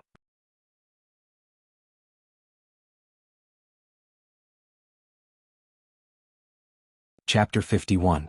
Evening. Yan Xuan was still in the barracks. A large number of guards stood outside the commander-in-chief's tent. Inside, Yan Xuan looked at Huo Guang and Lu Jin. Tomorrow morning we will depart for the large feng shui formation. There are countless illusions in the feng shui formation. The higher your cultivation, the further you can go. Most of the time it depends on your temperament. I will teach you a set of hand seals. Tonight you must ensure that everyone learns it. Yan Xuan said seriously. Hand seals? Huo Guang and Lu Jin's eyes lit up. Yes. Huo Guang said excitedly. This set of hand seals is called Akalanatha hand seal. There are a total of 14 hand seals. It can be used to achieve calmness amidst confusion and be as immovable as a mountain. Yan Xuan explained. Yes. The 14 hand seals are Solitary Cobalt Hand Seal, Treasure Mountain Hand Seal, Head Seal, Eye Seal, Mouth Seal, Heart Seal, Armor Seal, Shitzi Swift Hand Seal, Flame Seal, Flaming Will Seal, Shang Luo Seal, Sword Seal, Sua Seal, and Tri-Cobalt Diamond Seal. Yan Xuan used both hands to create the 14 hand seals for Huo Guang to learn. The 14 hand seals were easy to learn. In less than an hour, Huo Guang had memorized all of them. Lord, this Akalanatha hand seal, why does it look like? Huo Guang said with a frown. What? Yan Xuan was puzzled. Is it useful to just make a gesture like this? Huo Guang asked the question in his heart. Huo Guang was disappointed. He thought it was some powerful magic, but after half a day all he could do was make strange gestures. Aha, it's normal that you can't see through it. This hand seal is a rare hand seal in the cultivation world. Those with supernatural powers can use this seal to move mountains and rivers and kill demons. You're only in the strength state now, so of course you can't use its power. However, it's still easy to use it to guard your soul and not move your body. Moreover, it will definitely be of great use in the feng shui array. Yan Xuan said solemnly. Yes. Huo Guang replied with a solemn expression. There's also a 10-word incantation. Remember it well. Yan Xuan said in a deep voice. Yes. Southern Samando Baja Luo de Valiant. Yan Xuan recited. Nanimo San Manduo Baja Luo de Valiant. That's right.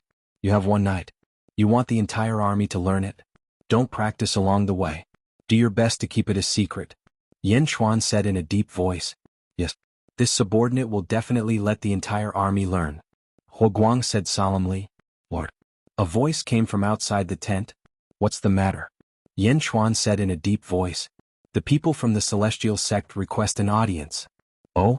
Yan Xuan was slightly surprised as he walked out.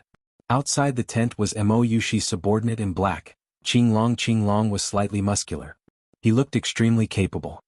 Young Master Yan, the Holy Maiden has asked me to give you this as a form of compensation. Azure Dragon said as he handed over a small jade bottle. Hua Guang and the surrounding soldiers looked at Qing Long with an unfriendly expression. However, Yan Chuan was able to keep his composure. He reached out and took the bottle. Without looking at it, he said to Qing Long, "Then I thank your saint." Qing Long nodded and left. "Lord, we don't need their hypocrisy," Hua Guang said hatefully. Looking at Hua Guang, Yan Chuan smiled with satisfaction. Yan Chuan admired Hua Guang's pride. "The grudge is in my heart. I won't forget it. Moreover, I haven't taken my revenge yet." Yan Chuan comforted him. "Yes." Hua Guang could only nod. He opened the small jade bottle. There was a green pill inside. Essence-boosting pill? Yan Chuan narrowed his eyes. "Lord, what's an essence-boosting pill?" Lu Jin asked curiously.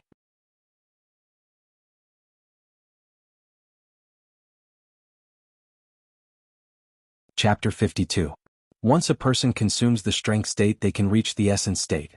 Although it's only suitable for mortals in the strength state, it's more valuable than many high-grade pills, Yan Chuan said.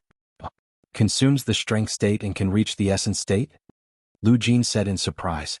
Hua Guang's eyes lit up as he looked at the pill. "Keep it. This pill is no small matter. I didn't expect Mo Yushi to be so generous. Everything is valuable, so there must be something she wants. Looks like we have to be more careful from now on." Yan Chuan said. "Yes." Everyone replied. Screech. The crane let out a long cry and carried Mo Yushi into the sky. It flew towards a white cloud not far away. On the white cloud was a white boat. The crane landed on the boat. Mo Yushi also jumped onto the boat. On the boat, Qing Long and the other three subordinates stood respectfully. Mr. Monroe, Yang Zigu and Ding Wugu looked down. Below them was a forest. A group of silver armor guards was patrolling the forest. A large palanquin carried Yan Chuan forward slowly. This guy really knows how to enjoy life. He needs a palanquin to carry him as a guide?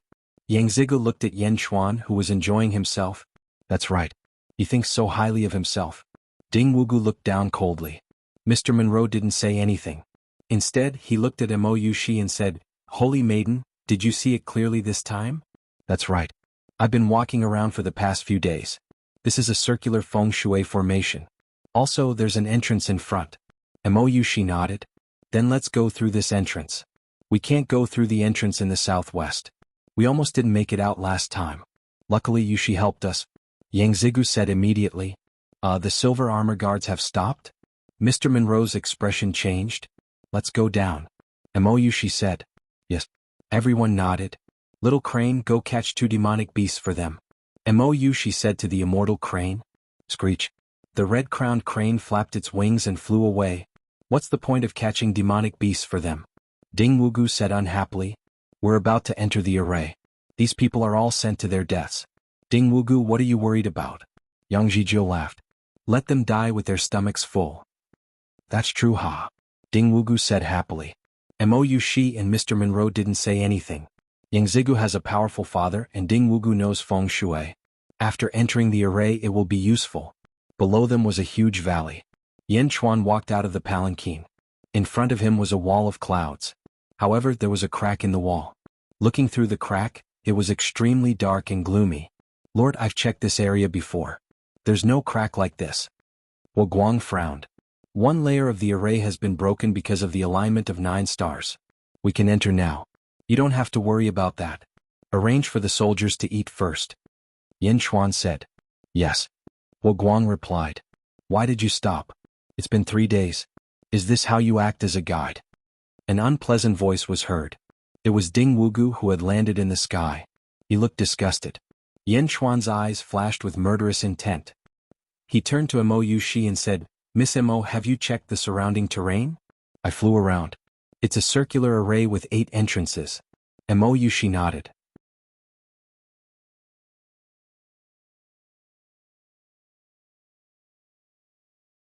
Chapter 53. "Oh, can you draw it?" Yan Chuan asked solemnly. Mo Yushi drew a circle on the ground with a branch. She pointed at 8 spots in the circle. Yan Chuan stared at the simple diagram and studied it carefully. Screech. A crane let out a long cry in the sky. Bam, bam. 2 giant snakes fell from the sky. Each of them was 40 feet long. However, there was a large hole in each snake's body. It was dripping with blood. The crane had eaten the snake's heart. The snakes writhed in pain. They did not want to die just like that. Demon beasts? Lu Jin's expression changed. We're about to enter the array. This is a side dish for you. Moyushi smiled. Yan Chuan frowned slightly. He shook his head and said, we can't enter the array from here. Can't? What did you say? Ding Wugu's eyes widened. We can enter from here. However, with our cultivation, we'll be sending ourselves to our deaths. Yan Chuan shook his head. You're not going to leave now? Do you think it's that easy? Ding Wugu said disdainfully. Moyushi and the others frowned. Yan Chuan smiled coldly and said, aren't you a feng shui master? Can't you see the outer array? Can't you see the 8 entrances? I'm not a feng shui master. I've studied feng shui for 50 years. Can't I compare to a brat like you? My body is purine. It's the best body for distinguishing feng shui. I can sense things that you can't. What right do you have to criticize me? What kind of body is that? How can it compare to mine? Ding Wugu said hatefully. Last time Miss Mo left in a hurry to save you, right? Which entrance did she enter? Yan Chuan looked at Moyushi. This one. Moyushi pointed at one of the entrances. Chen position? I guess so too. Did we encounter a horse demon that was as hot as the sun inside? The horseman stepped on the yellow springs and destroyed heaven and earth. Yan Chuan said calmly. Horse demon? Yang Zigu's expression changed. Ding Wugu's eyebrows twitched as he stared at Yan Chuan in bewilderment. Mr. Yang, it seems that your subordinates died under the hooves of the horses, right? Mr. Monroe asked curiously. Yang Zigu nodded with a gloomy face. Oh Prince Yan, you recognize this formation? Moyushi's eyes lit up. Yan Chuan looked at Ding Wugu and said with a faint smile, this is the most basic of feng shui arrays. Anyone who is involved in feng shui arrays should have heard of it. Ding Wugu snorted. What is this? Mr. Monroe asked curiously. This outer formation is called 8 Fiends Yellow Springs, Yan Chuan said solemnly. 8 Evils Underworld? I've heard of it before. The Kan Dragon and the Kuan Rabbit shake the mountain monkeys, the Sun Chicken and the Chin Horse fight the head of the snake, the Gen Tiger leaves the pig and becomes the Fiend Star. If you are not prepared, you will die. Mr. Monroe's eyes lit up. So Mr. Monroe knows feng shui too. Yan Chuan smiled. How would I know? Cultivating feng shui focuses on one's physique and rebirth. If you do not have a specific physique, you will not be able to comprehend it no matter how many books you have. I've only read about it in the past. This is the first time I've seen it. Mr. Monroe smiled. 8 Evils Underworld, it's the 8 Evils Underworld. Ding Wugu's face was gloomy as he looked at Yan Chuan with hatred. Are we really not allowed to enter this place? Yang Zigu asked with a frown. Mr. Monroe looked at Yang Zigu and nodded. According to the positioning of the 8 Evils Underworld, it is indeed extremely dangerous to enter from here. This is the Kan position where there is the Yellow Springs Dragon Demon. The Yellow Springs Horse Demon you encountered last time was already dangerous enough. What do you think if you encounter the Yellow Springs Dragon Demon? Yang Zigu was speechless. If they encountered a horse, they almost got themselves killed. If they encountered a dragon, then we'll have to take a big detour? Moyushi frowned. For safety's sake, we have to take a detour. Take the Kuan position. Rabbits are much more docile after all. The Yellow Springs Rabbit Demon should not be so domineering. Yan Chuan said with certainty. 8 Evils Underworld? Okay, I'll listen to you. Moyushi finally decided, you're tuning in to the Han Li's Wuxia Adventures YouTube channel. We're so grateful for your support and don't forget to subscribe to join us on this incredible journey through captivating stories. Your generosity through donations truly makes a world of difference, as it's the primary source of revenue that allows me to expand and enhance this channel for you. Thank you from the bottom of my heart for being a part of this adventure.